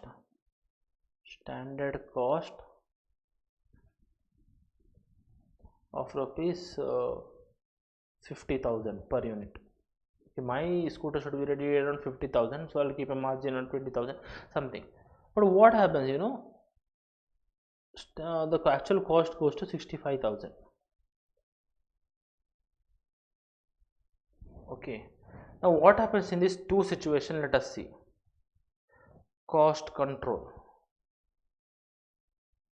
Okay, here they rigorously try to control the cost of the product. Okay, this is how, like, if the body of the whole this is made from a metal. Okay, now if you could see, like, they'll just change this part which I am covering in the highlighter. Let us make it into the fiber, so we'll reduce the cost around 5,000 rupees per unit, I mean per vehicle, 5,000 rupees. So this is a cost cutting and cost cutting strategy in the cost control. So this may be a short term strategy, because sudden, all of a sudden I want to reduce it because by hook or crook I want to make a profit this year. So they make such strategies where the quality of the product is reduced. Okay, because they are just focused on reducing the cost. They're just focused on the controlling the cost, not giving on the quality of the product. Okay, you understand. So but what happens, like what happens in cost reduction? Let us see.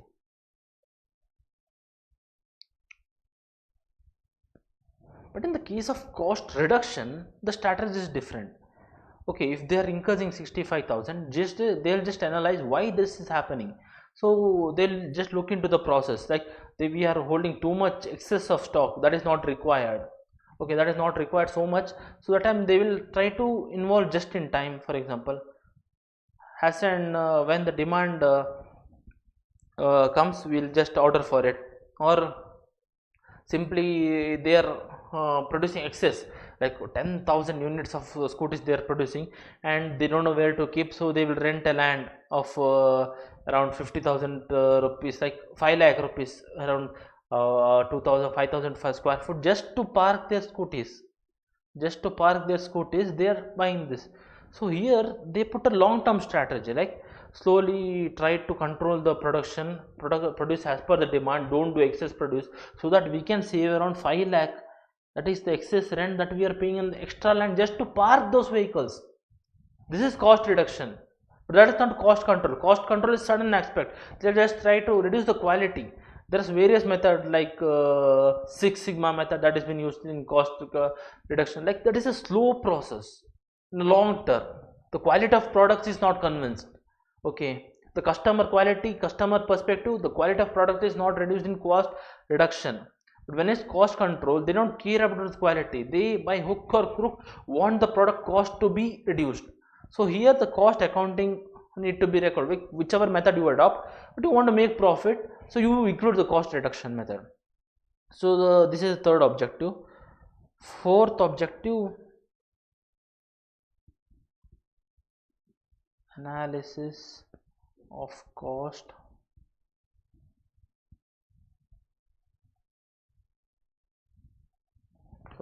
settlement of cost departments.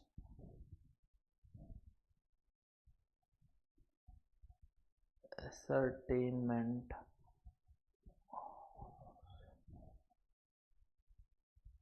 cost.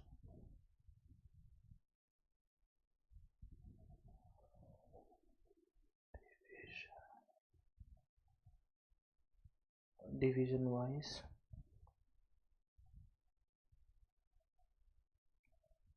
Activity wise.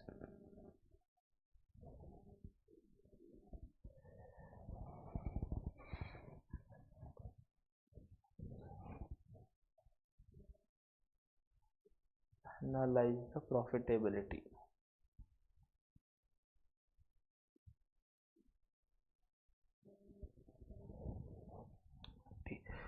So now you may ask like why it is so important for division wise over the whole product we can understand for example, yeah, that's what is the whole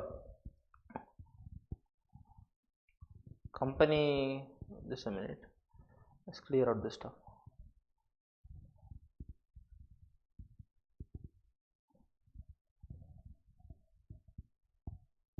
Okay,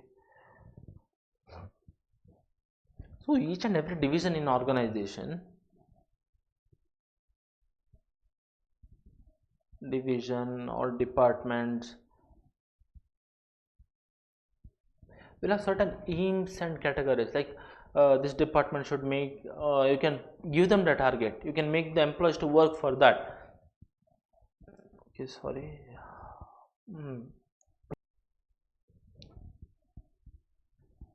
So now if you look into departments,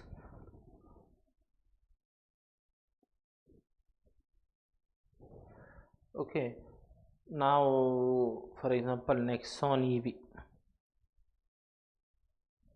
there are various departments, they get the batteries from Tata Elixir, I feel, then Tata Power, they get the body to Tata Steel. This is an example. Okay, then for example other charging stations by Tata Power,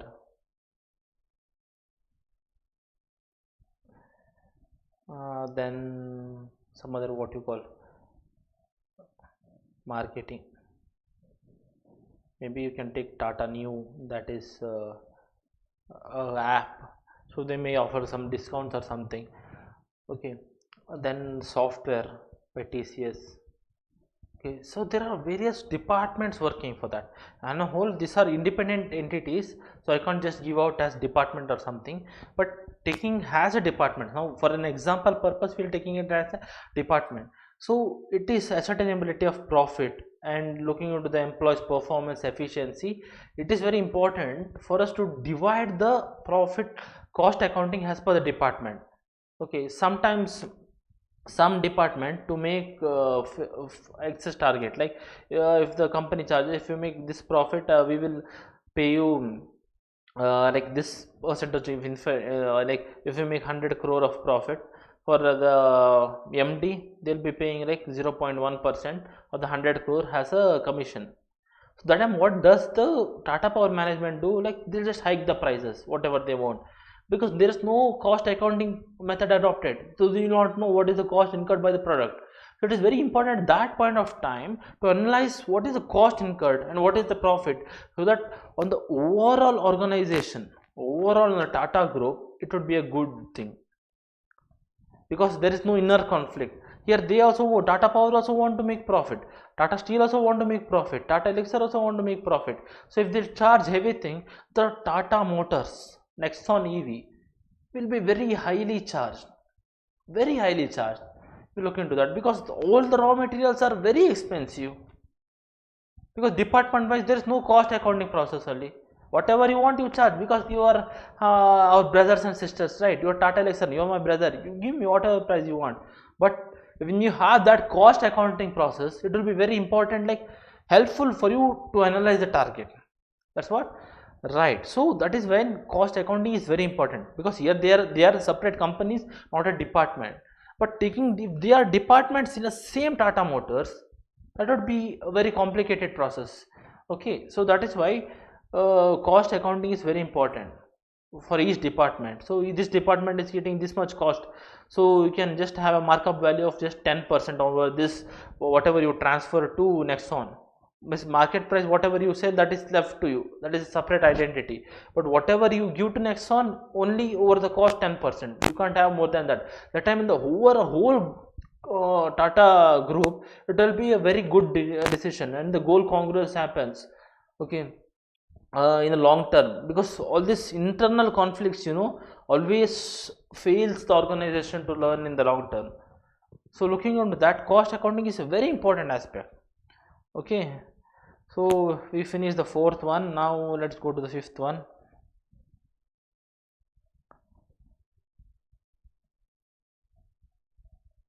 Accounting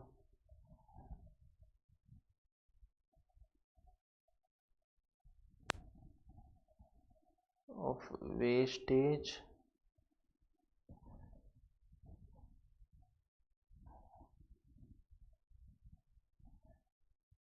inefficiencies in the production process.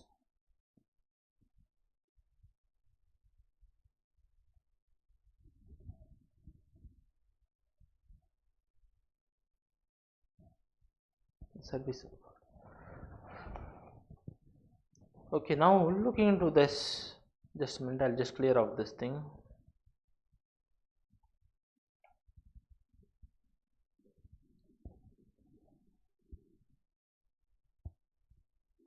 Now, accounting of wastage inefficiency in the production process. You may think like wastage or scrap value does not actually give income to the company. If you don't account for it, you are losing a lot of money for that. Okay, let me take a few examples. Okay, there is a city in Karnataka, Ballari. Earlier they were taking out iron ores or manganese. Okay, they were dumping out huge tons of dust material. Okay, everywhere in the street. Like few years back down the lane, like many years, 10, 20 years back, it was, a lot of years back, it was like dump yard of dust. You walk through the roads of Ballari or that mining area, even in Chhattisgarh now, or is also like wherever they used to extract this manganese, they were just looking out for the ore, the hard ones. Okay, they were just leaving out this huge dump of dust, like, because they used to carve out the whole of mountains. If you like just look some of the images of what you call this internet, you just look like the mine yard will be deep gravy, like all the trucks will be moving through these roads so deep, they'll be extracting the minerals. So whatever the extract, the whole mountain is being carved out. So what will they do? They'll just dump the mud over here. Okay, it was considered as waste. But soon Japanese technology says like we can even extract the manganese from this dust also. Suddenly the value of this dust also increased. Okay, so this waste what they were considering is also of now new including value, because this was a byproduct or extra waste, but now this is also a main product. Okay, this is not viable. Let me explain in another one. Very good example is this: your petrol, crude oil. Okay, crude oil you get for example, this is a furnace, you put a crude oil, the top one will be LPG, the gases, petrol, or the jet fuel also. Then comes diesel. Okay, then comes what you call little lubricants, petroleum lubricants that you put, and asphalt or the bitumen, whatever you call. Okay, so if you consider this is a major product, this is a major product, this is a major product. So this okay, this is fine, but like this is waste or byproducts. Okay, this asphalt is used for making roads, lubricants for vehicles, diesels, petrol for vehicles, LPG for households. Okay, so you need to account for this wastage also. Okay, now even better example, another example, if you want in a detailed way, I will give you for this is a perfect example I can say, sugarcane industry. after extraction of sugar, those molasses that after taking out the juice of the sugar cane, you'll have that extra fiber, you know. Earlier it was a waste, now they use it for manufacturing of ethanol. Okay, alcohol, raw alcohol or spirit, whatever they call it. Okay, then next, for paper also, paper industry also. So this, which is a waste product, you just dump it out, but if you account for it, you will get a value for it. So cost accounting is really important for that. Ethanol now is like they are mixing it with the petrol. Okay, earlier the petrol percentage was like 90% petrol, 10% was ethanol. But now as per BS6 BS7, I feel 7 standards, 20% it is ethanol and 80% it is petrol, because to reduce what do you call this, fuel inefficiencies or pollutions. So they have putting large quantity of ethanol, but the efficiency of the vehicle will be lost due to that. But anything, so this ethanol or waste products from that, that is the molasses, is a waste product or byproduct of the this. So this scrap or anything can be, now it is not a scrap, I'm saying you, they have even sometimes that what do you call, this metal industries, when they carve out this metal, they get the springs. Okay, they, what do they do, they just join all the springs and they bring out a scrubber, like utensil scrubbers. Okay, they have this is a waste product, they will transform it into useful product.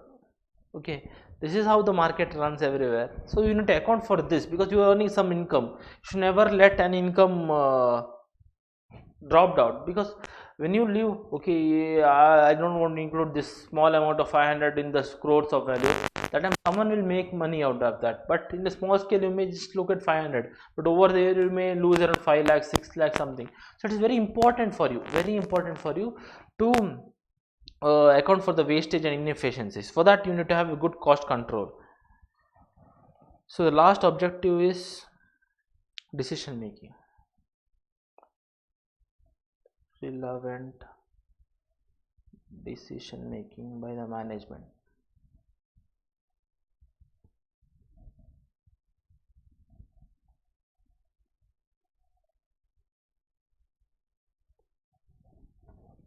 It is very important for decision making. That's the word itself, it is true, because costs, as we are discussing throughout this class only, we are at various aspects, like cost accounting is very important for making a decision, a very right decision in this competitive market, whether to set the price at certain level, whether to control the cost through a various method, or reduce the cost in the long term, and ascertain the product for each division. So they make a very good decisions if you have a very precise and efficient and effective cost control.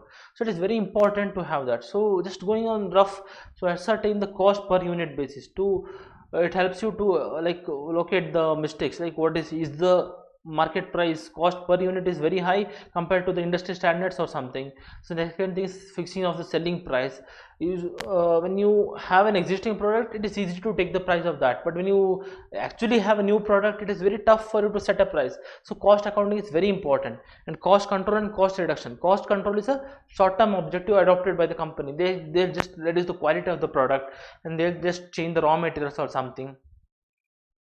And when it comes to cost reduction, in a long term scale, they may adopt the Six Sigma Kaizen costing method or just in time costing. So looking at all these factors, it is very important for you to like cost reduction. So ascertainment division wise, so when each division is given a profit target, it is very important for you to analyze the profitability of each every divisions. So now accounting of wastage, inefficiency in production process. So in the cost accounting, if you just leave out the wastage or inefficiencies, you will just lose a lot of income, and that is not a viable option in the long term for our organization. So as a separate legal identity, you need to have good cost accounting and overall the decision making. So here if we finish the objectives. So the next part is Cost accounting system, direct costing is finished. Essential cost accounting system. Okay, just now just looking over the scope of cost accounting, the cost bookkeeping. Let's just discover over this. This is a very simple thing. What is scope? Like, what is scope of costing? Like, they are bound by certain restriction. Like, their operations is confined to these places. Like, functioning of account ensures that statutory failure of the organization. So, first one is cost bookkeeping. So it involves maintenance of books and records like bin card, stock ledger, cost ledger.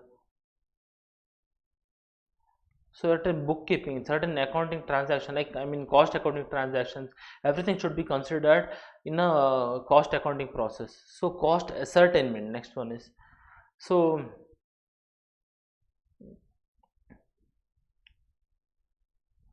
what is cost ascertainment is like for certain jobs, certain functions, taking the managerial decision, like for pricing strategy,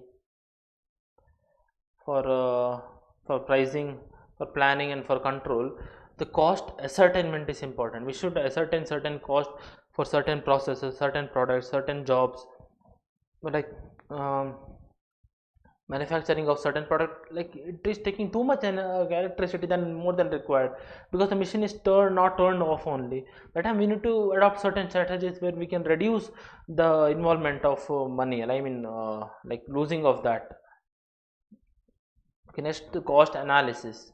So it involves finding out of the casual cost factors and actual cost factors varying the budgeting. That is simple, as I had earlier said you.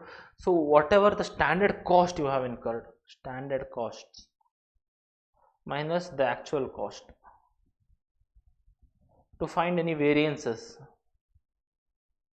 through which we can adopt any strategies. Like for example, like I said earlier, we had discussed, like standard cost is very high, we are incurring very high, we can reduce the cost. So to analyze this cost analysis, cost accounting is important. The next is cost comparisons. Has to find out the inefficiencies, to encompass the comparison between cost in alternative resources in action of use of technology and production, cost of making different products, and cost of same product over the period of time. So what it says is like it encompasses a, I'll just make it clear. It encompasses comparison between cost of alternative courses of action, such as use of technology. Like for example, I in a hotel, it takes to make a vada 2 employees. Now by adoption of this by cost, as per cost accounting, you may get per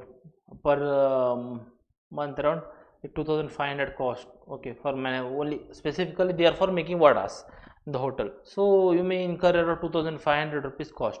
So now what happens, you bring a vada making machine, you just put the batter, it will make the vadas deep fried and just come out. So that time you may incur per month annual cost of 1500. So when you don't have this 2500, okay, it is very difficult for you to compare. Okay, how much now you want to purchase a new machine, new vada making machine. Okay, they say, sir, we have this vada making machine, per vada you will get around 250 rupees cost, sir, so you can save a lot of money. Yes, he is saying, but you don't know what is the cost you incur actually. Okay, sometimes laborers will be more beneficial, because they may be working from very long years at a very low cost of wages, so we may incur lower expenses by the employees itself. And installation of machine, like the fixed cost of machine only cost you around 12 lakhs, so it may not be viable for you. Okay, maybe per unit you get 1 paisa, but 12 lakhs is a very huge amount. So when you have cost accounting, you get some data to compare. Okay, fine. You have some data to compare with the while making some decisions. So this is very important. Well, in the cost accounting, cost comparison of cost accounting is dependent. While like in the technology of production, cost of making different products, whether I should make a pencil or a pen, which is more profitable to me, which has more customer base or activities, or cost of the product over a service or a same period over a period of time. Okay, cost of service over a period of time. Okay, earlier I was incurring around 250 rupees. Now I am incurring around 20 like 275 rupees. Why? Whether the cost of raw materials have been risen or unnecessary expenses have been involved. So that helps us to compare, helps us to find out the real cost or variances, which strategically in long term may increase our revenues. Now next one is like cost control. I said already said you what is cost control. We had just explained about utilization of cost information for exercising the control. You get the cost information, that is like this much expenses has been incurred, these are the various expenses that have been incurred.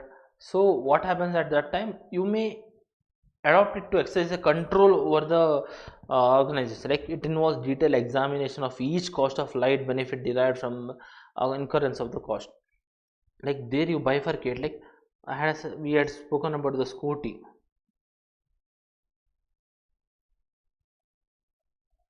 This is a very nice scooty.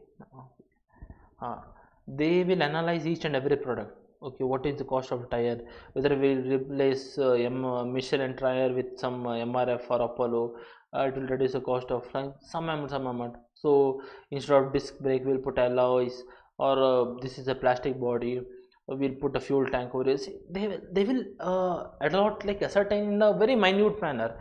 Even a change of for example, I will give very good example. Okay, how cost reduction happens. Okay, this is a very perfect example. uh, with Burger King, for a burger. Okay, there is a burger. Oh my god, this is a burger now. Okay, there is some spinach in between that, everything. This is the Burger King's burger. Okay, they were giving you 3 packet of Del Monte tomato ketchup. So what happens, like they were incurring a lot of cost. Okay, when they analyzed the whole thing, on an average a consumer always uses 2 sachets only. One sachets will be always, most of the time, not saying every time, no, most of the times, most of the customers who come eat just 2 sachets of empty up 2 sachets of tomato sauce, and like leave one in the basket or one in the tray itself. Sometimes we also carry it to our homes and accumulate in a bundle of like all those oregano, chili flakes and tomato ketchups. But what did they do? Like they just removed one ketchup. Okay, now what happens, they saved rupees 1 per customer. So they have around 2500 stores. If you imagine, per day they will get around 200 customers. They say 200 into 2500. Okay, on an average I am speaking about, on an average, if they incur, so if you calculate, let me calculate how much is that. So see, 200, okay, that is around 5000, sorry. 200, around 5 lakh rupees per day they can save. Okay, 5 lakh rupees per day they can save in long term. Per month how much, per year how much, but by just removing one sachet of tomato sauce. Okay, this is a cost control. Okay, this is where they use all the strategies, because we may think it is a very simple one, but 1 rupee also makes a difference in a large scale when the organization is working in a very large scale. You get it? So cost control, cost information is really important. Okay, next one is like now let us look at cost reports. Now for that, the right example is, you have ledger books. Like now you maintain tally, earlier you had ledger books. I am a shareholder. I am working as an doctor now. Can I come and look at it, your ledger books. Do I have that time? I just give you money. Okay, you need to generate reports. Reports are always important. Reports are the face of the what you call any accounting department or any account, something, anything. So reporting is very important. Like if you don't, we just look into the P&L and balance sheet and guess the analyze the health of the organization, health of the company. Okay, that is how report generation is very important. So ultimate function of the cost accounting, so presentation of cost. Okay, nobody wants to look into bundles of cost records. They just want to look into the cost sheet. Okay, this much cost they have incurred. Okay, this is the final price of the cost. Yes, that is what we want. We don't want that huge factors of everything. Your books, I bought one nail cutter, or I want one screwdriver or drilling machine. Who does want that? Okay, this is expense, raw materials, labor cost, direct expenses. Okay, that is what we want. Presentation and representation of management, like taking reports used by management at different levels. Okay, the production department are focused on the cost sheet, per unit cost, what is that, because they want that report. The management want overall cost because they want to take whether this cost is increasing, we want to change it. So they are comparing the standard cost and the this cost.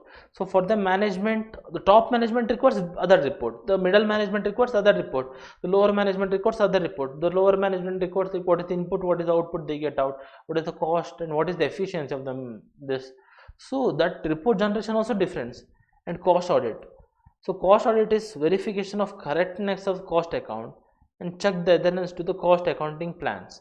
So whether the cost account audit is like we should verify the correctness of the cost account and check whether they are adhered to the cost accounting plan. As per the plan it is working out. If not, we have to bring out changes or methods that can be adopted towards the plan. Okay, so then arithmetic accuracy of cost record is also important. So rules should be applied correctly. So it is not just like the quality of the information, but the quantity, the values should be also important, and it should be always correct and accurate to make the decisions. Even paise value difference may look small at one unit, but when you produce millions of units, that time it makes a lot of difference for your organization. So here we finished the scope of accounting. So we finished direct costing, sorry, installation of costing, limitations of costing. So let's discuss about the limitations of costing.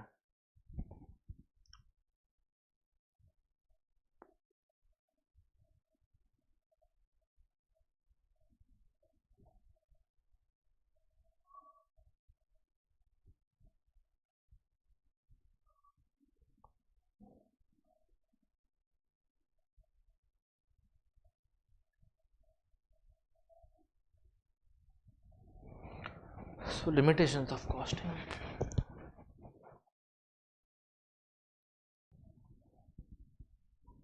So now discussing about the limitations of the stock. So here cost accountancy is not exact science but an art that is developed through the theories and accounting practices. So if you look into that, like we had discussed why it is called why cost accounting is called in science, because it is an application of systematic knowledge base, like record of knowledge base. So it is through certain theories and accounting practices that has been followed, but it is an art also. So what, and based on reasoning and common sense. So when these theories are put into use, there are certain drawbacks that also come out, some limitations also come out. So every time, every theory, they put exceptions. Usually if you think even in science also you have Newton's law of motion, or if economical theories you have a lot of, like for example any theory you have, they put a restriction on assuming that assumptions, like restriction is like assumptions, assuming that the price never changes, assuming that the customer never loses his demand, preference to the demand. So there are like various what you call this, what I'm to say, limitations even in every theorems, every practical theories, everything. So here are we a few this So let us discuss about that.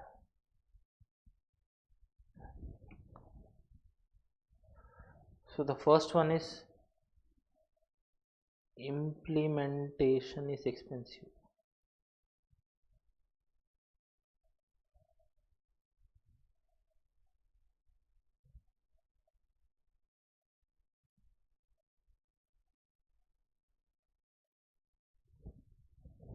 So implementation of cost, sorry, implementation of cost accounting system is expensive. Okay, yes, that is true. When you have a cost accounting system, you need to hire a cost accountant, buy extra software like additional cost accounting software, or if you have an accounting ERP, you need to have an add-on cost software.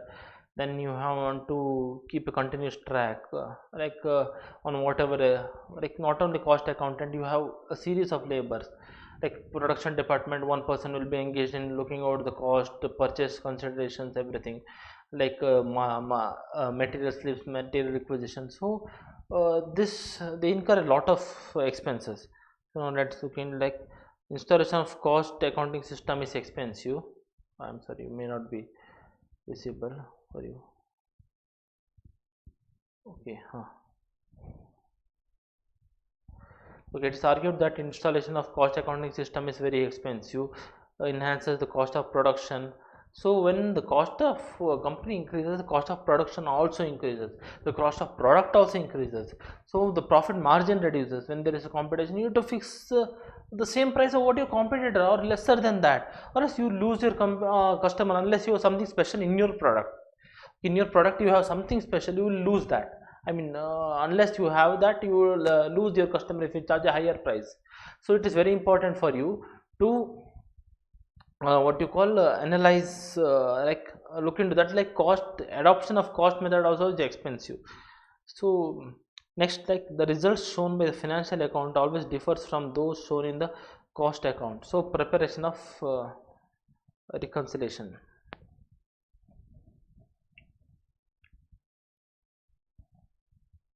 Difference in cost records and accounting records.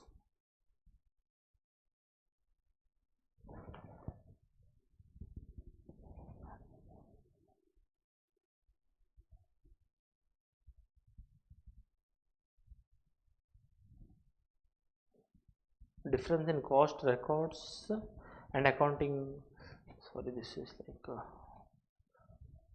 accounting records,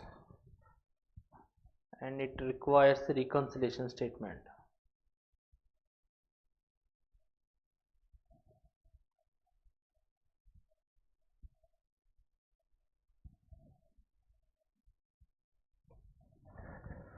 So difference in the cost records and accounting records, can you say me, we have already discussed why cost records and accounting records differ. So if you just look into that, we had discussed about the notional cost. Okay, notional cost will be incurred but will not be considered for accounting. So accounting basic principles, you know, no mercantile basis, cash basis, everything. So why do we recognize an expenses which is not actually incurred? Whenever cash comes in, asset goes out, like basic principle, debit, credit. What will you debit? In companies, what happens? It is separate legal entity paid to the owner. Yes, you should consider that. But cash is not actually moving out. You don't recognize that as expense. But if for cost, you need to consider it. That time you find a difference. Did you get me? So for cost record, notional cost, notional expenses are also incurred. What is notional expenses? Something that you, like you own a house, you use it as your office. So the rent incurred, that you don't actually need to pay. That is your own house, right? But if you had rented that house outside, you would have paid some rent, right? So that is also should be included in your cost. If you don't include, it is not a right way of cost. Okay. So notional cost, but in financial accounting, whether you want to include that price, no, why money didn't go out? How can you just charge what debit what comes in, credit what goes out? Okay, how can you debit something when nothing is going out?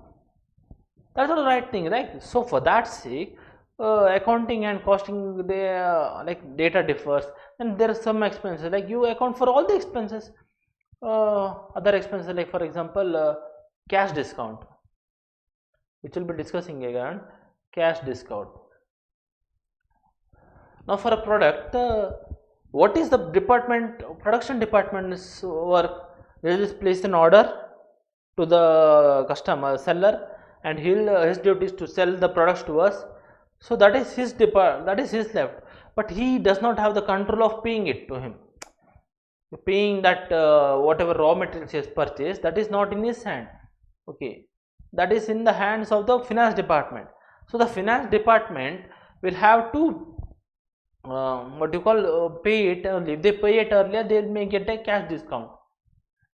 Okay, that will not be recorded in the cost books, because how can the production department control the payment? That will be controlled by finance department, right? So it is the expense of finance, not the cost. So here certain such expenses make a difference in the cost and accounting record. So there is a reconciliation required. So now the third one. So what is the third one?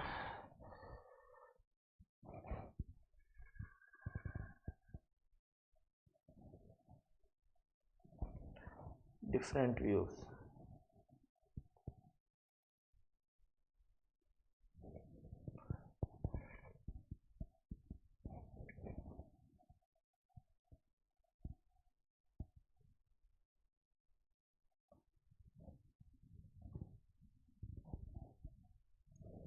So different views by the professional.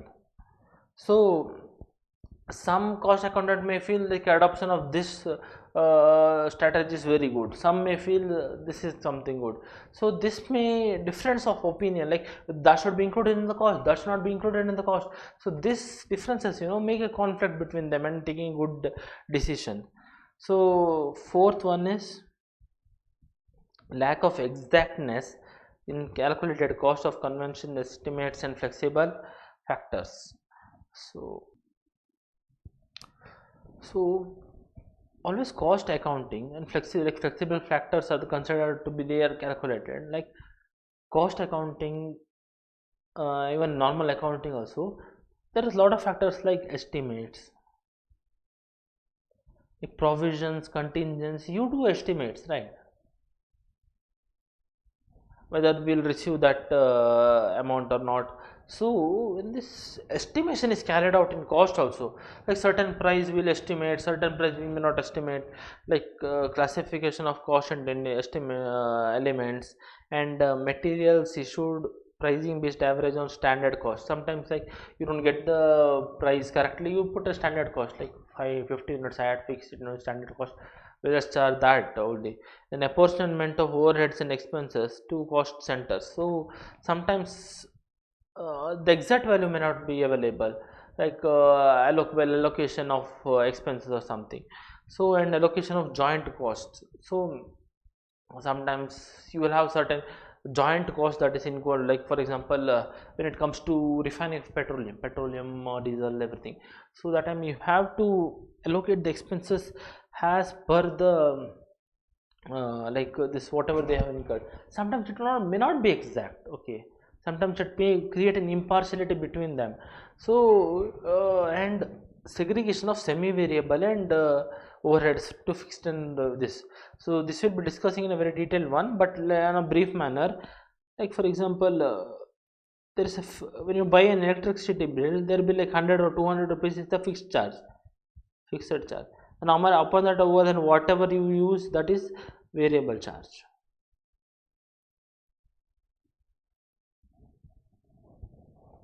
Okay, this is called a semi-variable.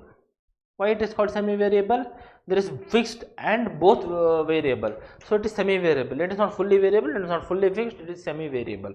So that is why when assuming of semi-variables, you will get this factors affected. So this is one of the limitations. These are few are the limitations of what you call cost accounting. So now here you need to remember this fact: implementation of cost. Here implementation is expensive, like few words if you remember. Implementation expensive. Cost records and accounting records differ. Cost records and accounting records differ, different views by professional. So now,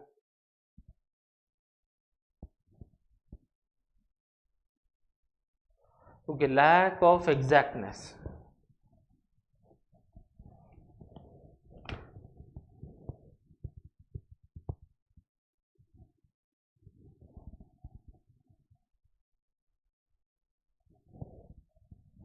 Lack of exactness, that's what we are just discussing. We don't get the exact value because due to estimations or certain policies adopted by the company. So here we finish the limitations. Now let's,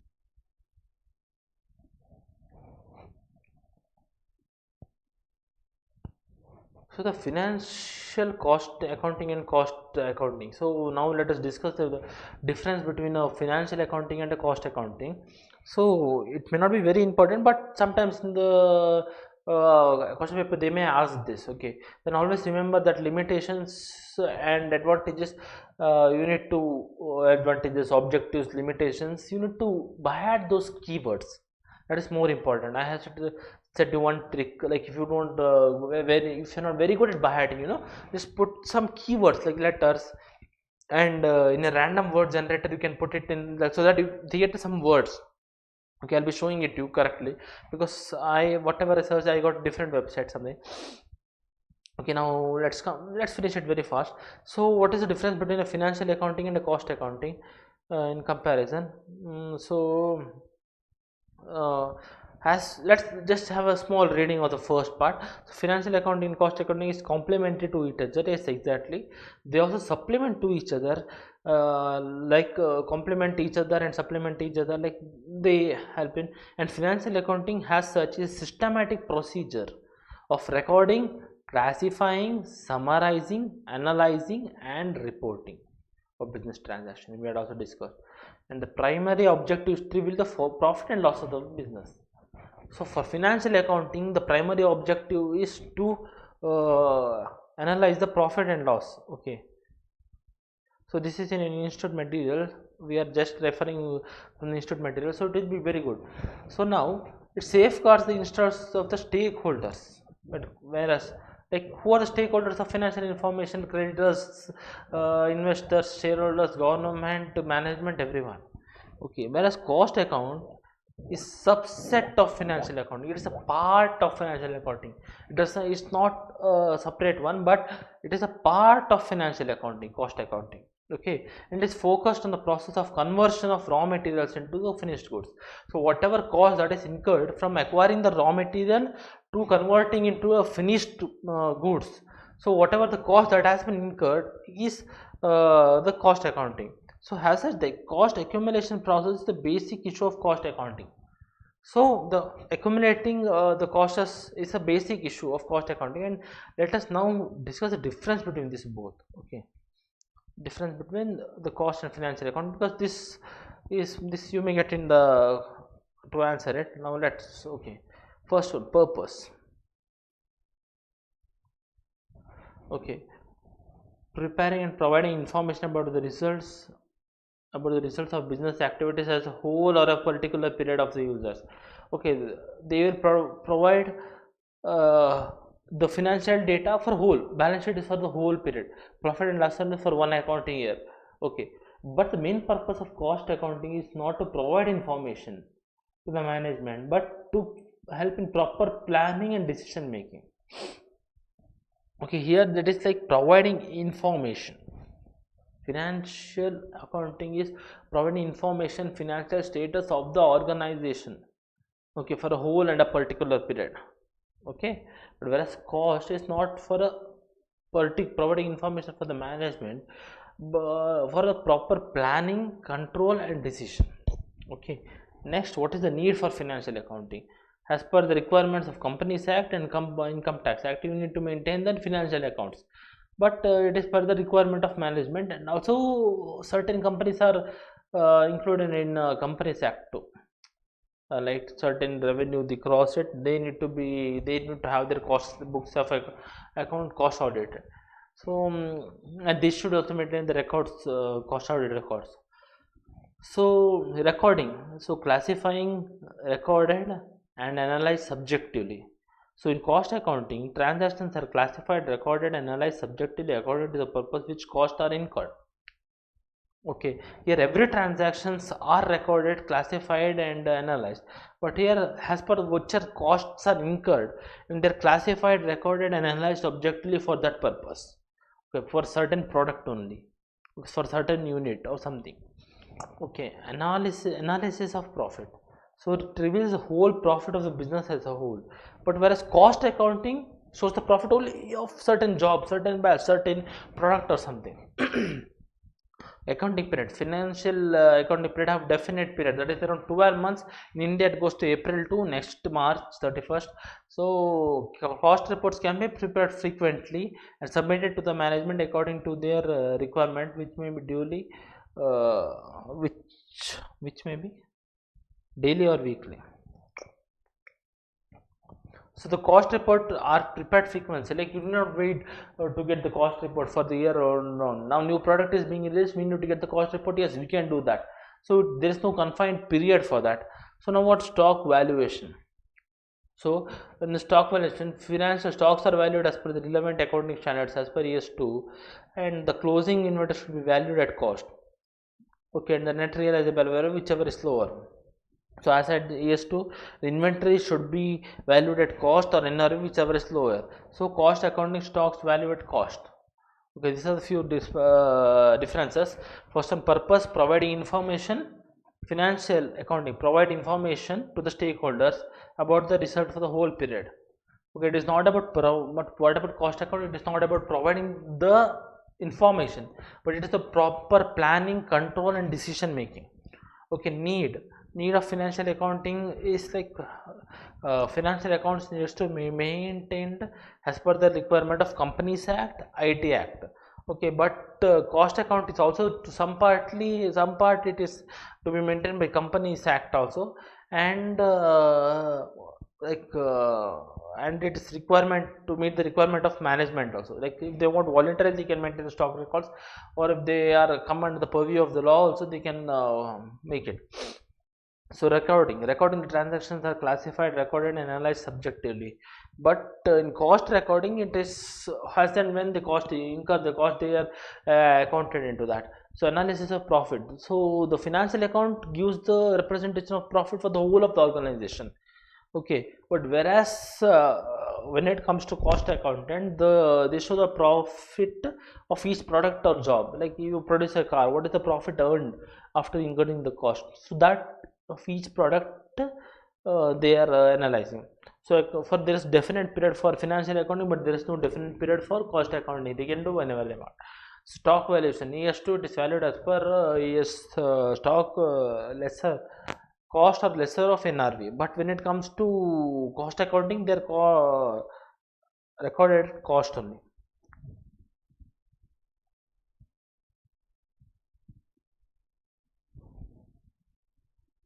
Yeah, I just missed out one. Relative efficiency. So financial accounts are always focused on the quantitative data, numbers. Okay, but they don't focus on the quality of the data. They don't want how efficient they are, how effective they are. Like they just want money. No, I'm saying financial department. So when it comes to cost department, they provide information related to efficiencies also, effectiveness, efficiencies also, the various plant and machinery. So now let us compare the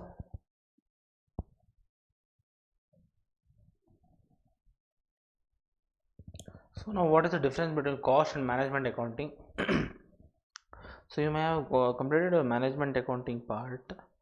So cost accounting is a branch of just knowing about the definitions, the branch of accounting which aims at generating information to control the operations with the view of maximizing profit and efficiency. Management cost accounting is uh, generating information control operations on a view of maximizing profit and efficiency.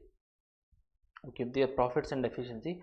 But whereas management accounting is a type where they assist the management in planning and decision making. Like this is more focused on the qualitative and quantitative. Cost is more of quantitative data. Okay, so that same thing which we have discussed, emphasis on both. So now looking the difference of cost accounting and management accounting. Okay, the meaning, it is like recording, classifying, summarizing the cost data of the organization is known as cost accounting. Sorry. Okay, the next one is like the accounting in which both financial and non-financial information are provided to the managers, management accounting. So this is like basically we are just taking numbers and playing with it in cost accounting per product per this. So when it comes to this accounting of financial of non-financial, I mean for management accounting, we are accounting for both financial and non-financial data also. So the information type, it is like quantitative, only numbers. So this is quantitative and qualitative also. So objective is like ascertainment of cost of production.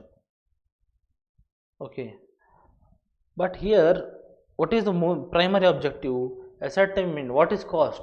The definition of cost: ascertainment of cost of the product, producing a product or rendering a service. So that is what the objective also. Okay, ascertainment of the cost of what is the use? Why do we account cost? For ascertainment of the cost of production.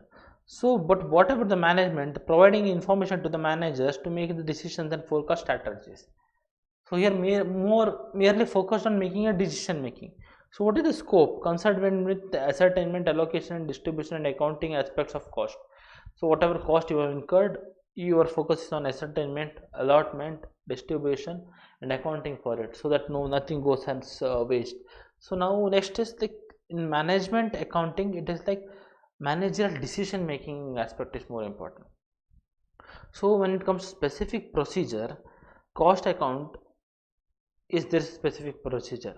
When it comes to management procedure, there is no specific this procedure, like there is no standards, there is no like what you should or do a management accounting like this, no, it is not like confined for you. But when it comes to cost accounting, it is, yes, you have certain standards.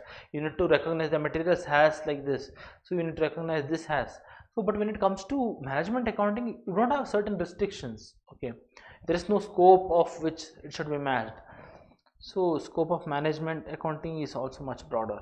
So target, so recording of cost data is past and present, but like you historical cost also you consider present day cost also, you consider certain depreciation also, you consider notional cost also, you consider everything, like everything, the past and present. But why it has management accounting consider only future data? Simple, the definition is like their forecasting strategy and decision making. Now you make a decision based on the past. Okay, you make always in your life, general life. Okay, you want to buy a car or something, that is a decision making strategy. That is for the future or for the past. Some things you have done, you don't make a decision, you just give a opinion. Oh, I made the wrong decision, my decision wasn't right. That is just the opinion. Okay, in your life. So whenever you making decision, you are focused on making decision, that is the future projections. Okay, it is always the target is on the future projection, whereas the target of the cost accounting is recording of the cost data. Okay, that is past and interdependency. Is this is exactly right? Like a cost accountant can be established without management accounting, because you can have a cost accountant, you can make decisions based on that, you can make this. But when it comes to management accounting, you need to take decisions. Okay, you need to take decisions. Oh shit, this is like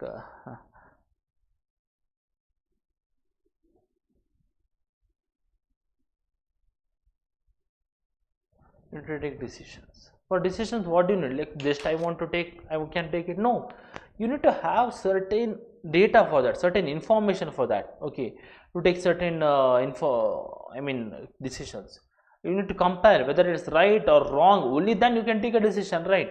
So for that purpose, cost accounting is, management accounting is dependent on cost accounting, the cost data. But cost data is not dependent on the management accounting. Even if management accounting is not there also, they are able to get the cost, like they can carry out the cost activities, right?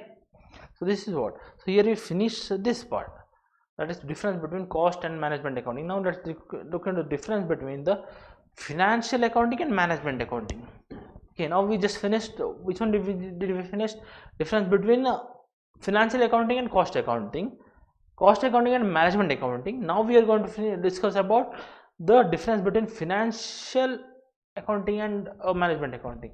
So what is financial accounting? We already discussed preparation of financial reports for the analysis of external users.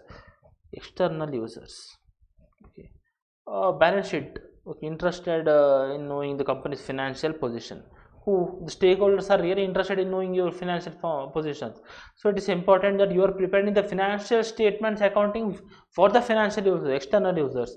So in contrast to the management accounting in preparation of financial and non-financial information, which helps the management.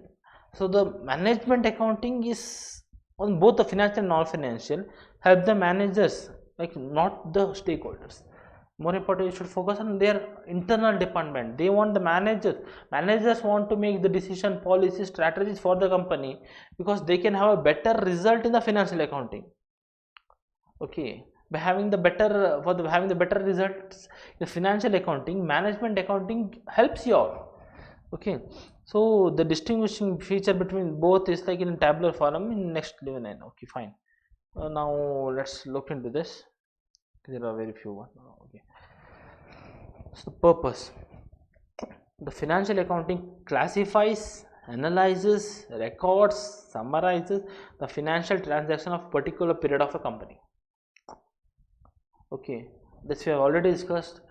Recording, classifying, summarizing, and transaction of a particular period is a work of accounting, financial accounting. Management accounting helps the management to make effective decisions. See, now you not remember every aspect. Management accounting, effective decisions, quantitative and qualitative.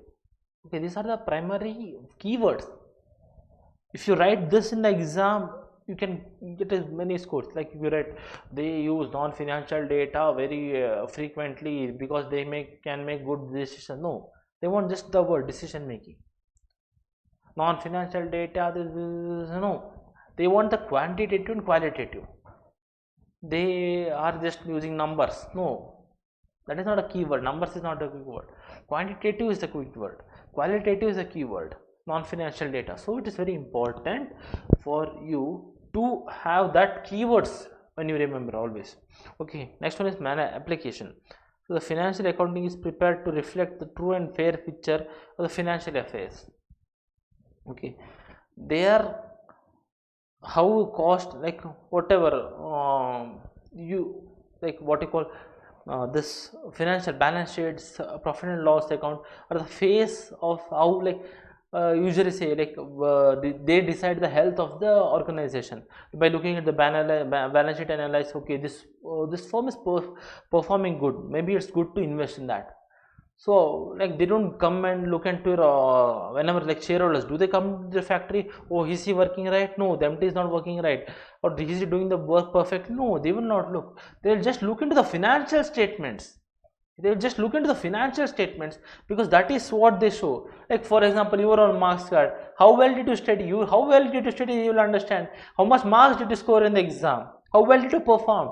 Your report card is the face of your performance, right? The same way, balance sheet, profit and loss account is the face of your performance. So that is why they reflect the true and fair picture of the company's running or financial affairs of the company. So management accounting helps in the management making meaningful steps and strategize it. Okay, management accounting helps the management to take better steps, better decisions. Okay, but they are not giving the true, like they are making it for a better running of the company, management accounting is important. So the scope is pervasive, but not as much as management accounting. So when you look into this, what you call financial accounting, okay, now the scope is pervasive, but not as much as management accounting. The scope of financial accounting is broad. Okay, I mean, let me get into the side. Financial accounting, the cost accounting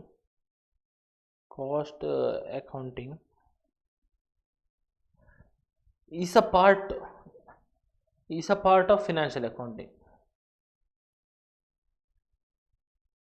Okay, the area is quite far, like you are restricted to making of money, everything, but management accounting can go even beyond. Accounting can go even beyond financial accounting.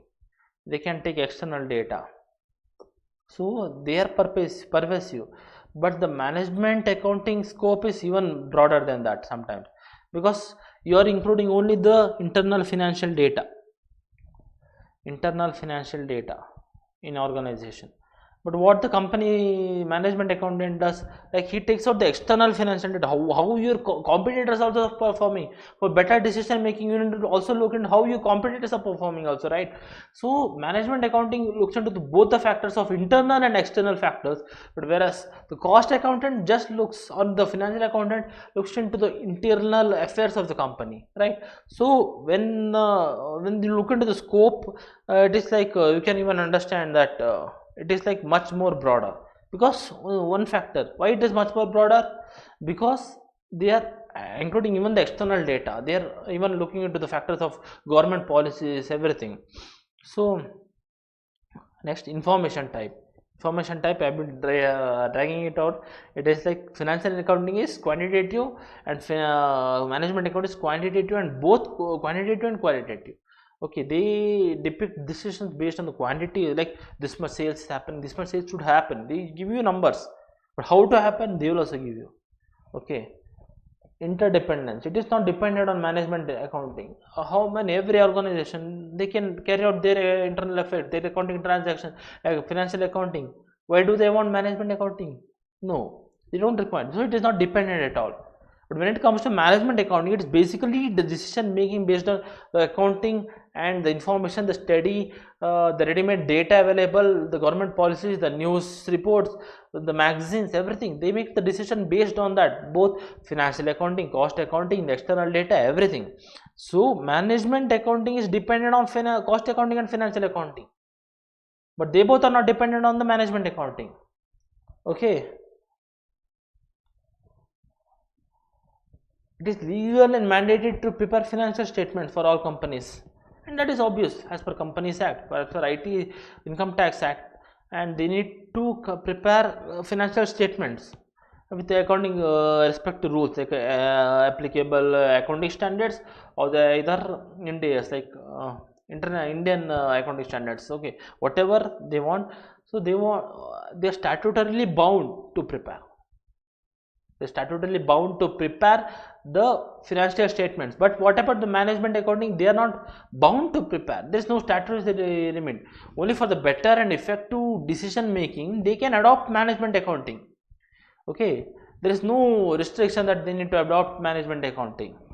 There is no statutory requirement. Format. The financial accounting has specific formats of preparing recording. Yes, you have Schedule 3 balance sheet format. You have profit and loss. Even if you go to insurance companies, banking companies, you have certain form B or as per IRDA Act. Okay, if you get to banking, there is certain format. This, then you have normal. Okay, let me not talk about the normal companies itself.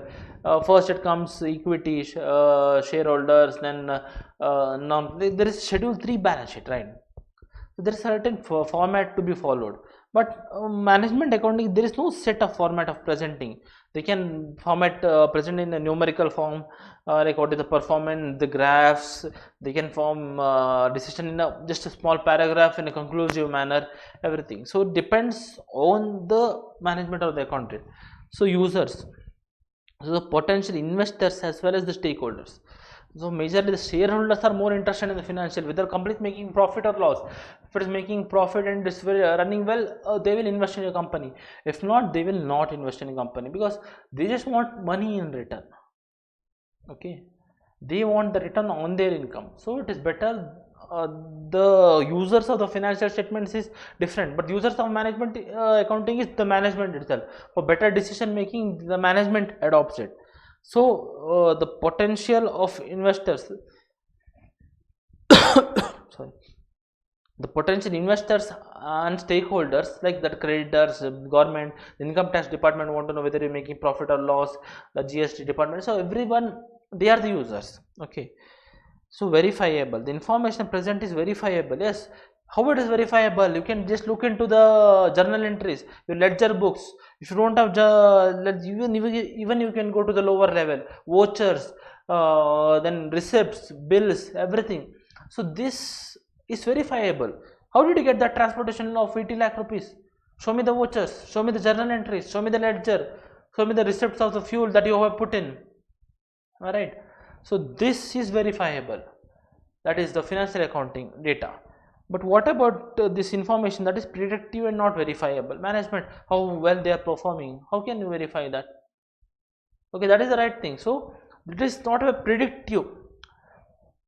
This is based on predictions and guesses, but they're not immediately verifiable. Maybe you can verify it, but in a very like long term.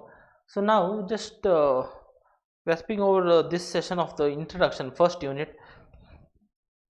Today just a small recap. Okay, users of the financial statements.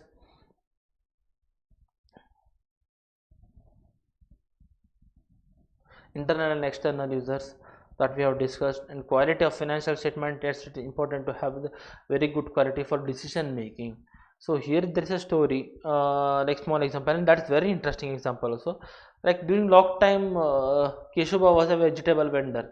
So like new normal, he just adjusted to the new normal life within few days. Like he started organizing transactions. Morning 7 to 10 he was working out.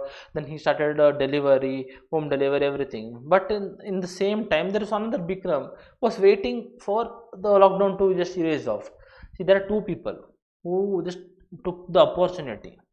Okay, as I have discussed you about the Bournemouth example, Bournemouth and Horlicks have released the millets version. Like even you see this Kellogg's chocos and now with ragi and this.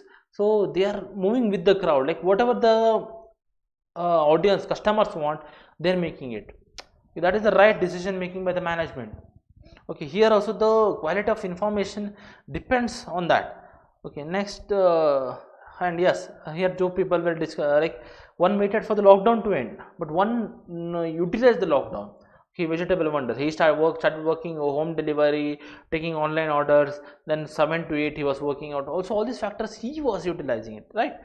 So next one is like the evaluation of cost accounting. Just have a small reading of that. It's like nice, but not very relevant for the exams.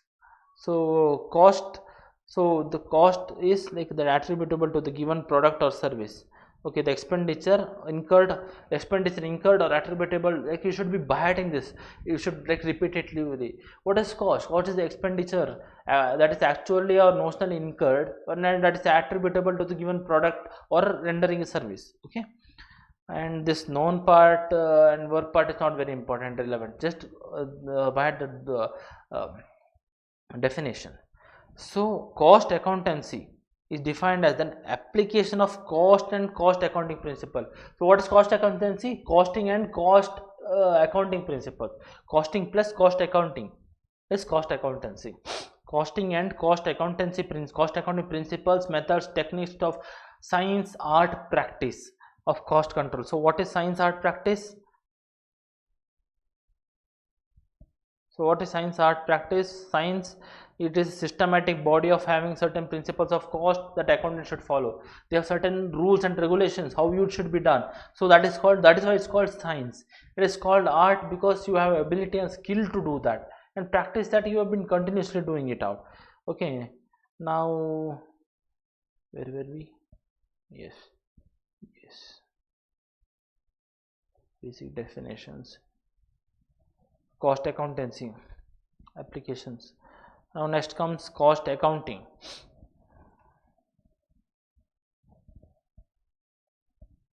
So cost accounting, so process of gathering of cost information and attachment to the cost objective, which are simple words, everything ascertainment of what you call a process of cost accounting for the cost. It deals with recording of the income and expenditures of the cost. Now here I had given you what is cost accounting. Yes, so it is a process of cost accounting of cost. It deals with recording of income and expenditure reported of various costs. That is recording of the cost journal entry, cost that you will post it to cost ledger. You will get the cost P and L account, and recording, classifying, summarizing, and allocating in appropriation of a cost records is cost accounting. Okay, allocating of expenses, everything it works on. And costing, it is ascertainment of the it is a technique, process, method of ascertaining the cost. Okay, that is costing. So objectives of costing, which in simple words I have given you: ascertain cost per unit basis for the fixing of selling prices, for cost control and cost reduction, for ascertainment of cost division wise, unit wise, and analysis of profitability. So the accounting of wastage, inefficiencies, and production processes. So the relevant decision making by the management also. For that, cost accounting is very important. Scope of cost accounting, just have a small reading over that, because they may ask this small differences, like what is cost ascertainment, what is cost comparisons. Okay, we have detailedly explained it. You can just watch the recorded videos also. So historical cost, cost which has been already incurred. Absorption cost, which we are dealing with in the what you call overheads. Okay, allocation, absorption of costing. Direct cost, the cost which vary with the volume. Simple words, the cost which vary with the volume. The more you produce, the more you incur. Directly attributable to the volume. The more you produce, the more you incur. The less you produce, the less you incur the cost. Standard cost, the cost that is already set for comparison. Okay, standard cost. Next one, uniform cost, adopting that is already there for all the organizations. Like certain industries following, Tata Motors is following, like Suzuki also following. Like when Kia enters into India, they also start following it. Okay, essentials of accounting system. Then installation of this size of the form is this. I should do remember. Just remember the side headings and side points. So next one is like difference between this. Just now we have studied it out. So I think we have done with this first unit, that is introduction of cost. So next will be dealing with the definitions. Okay,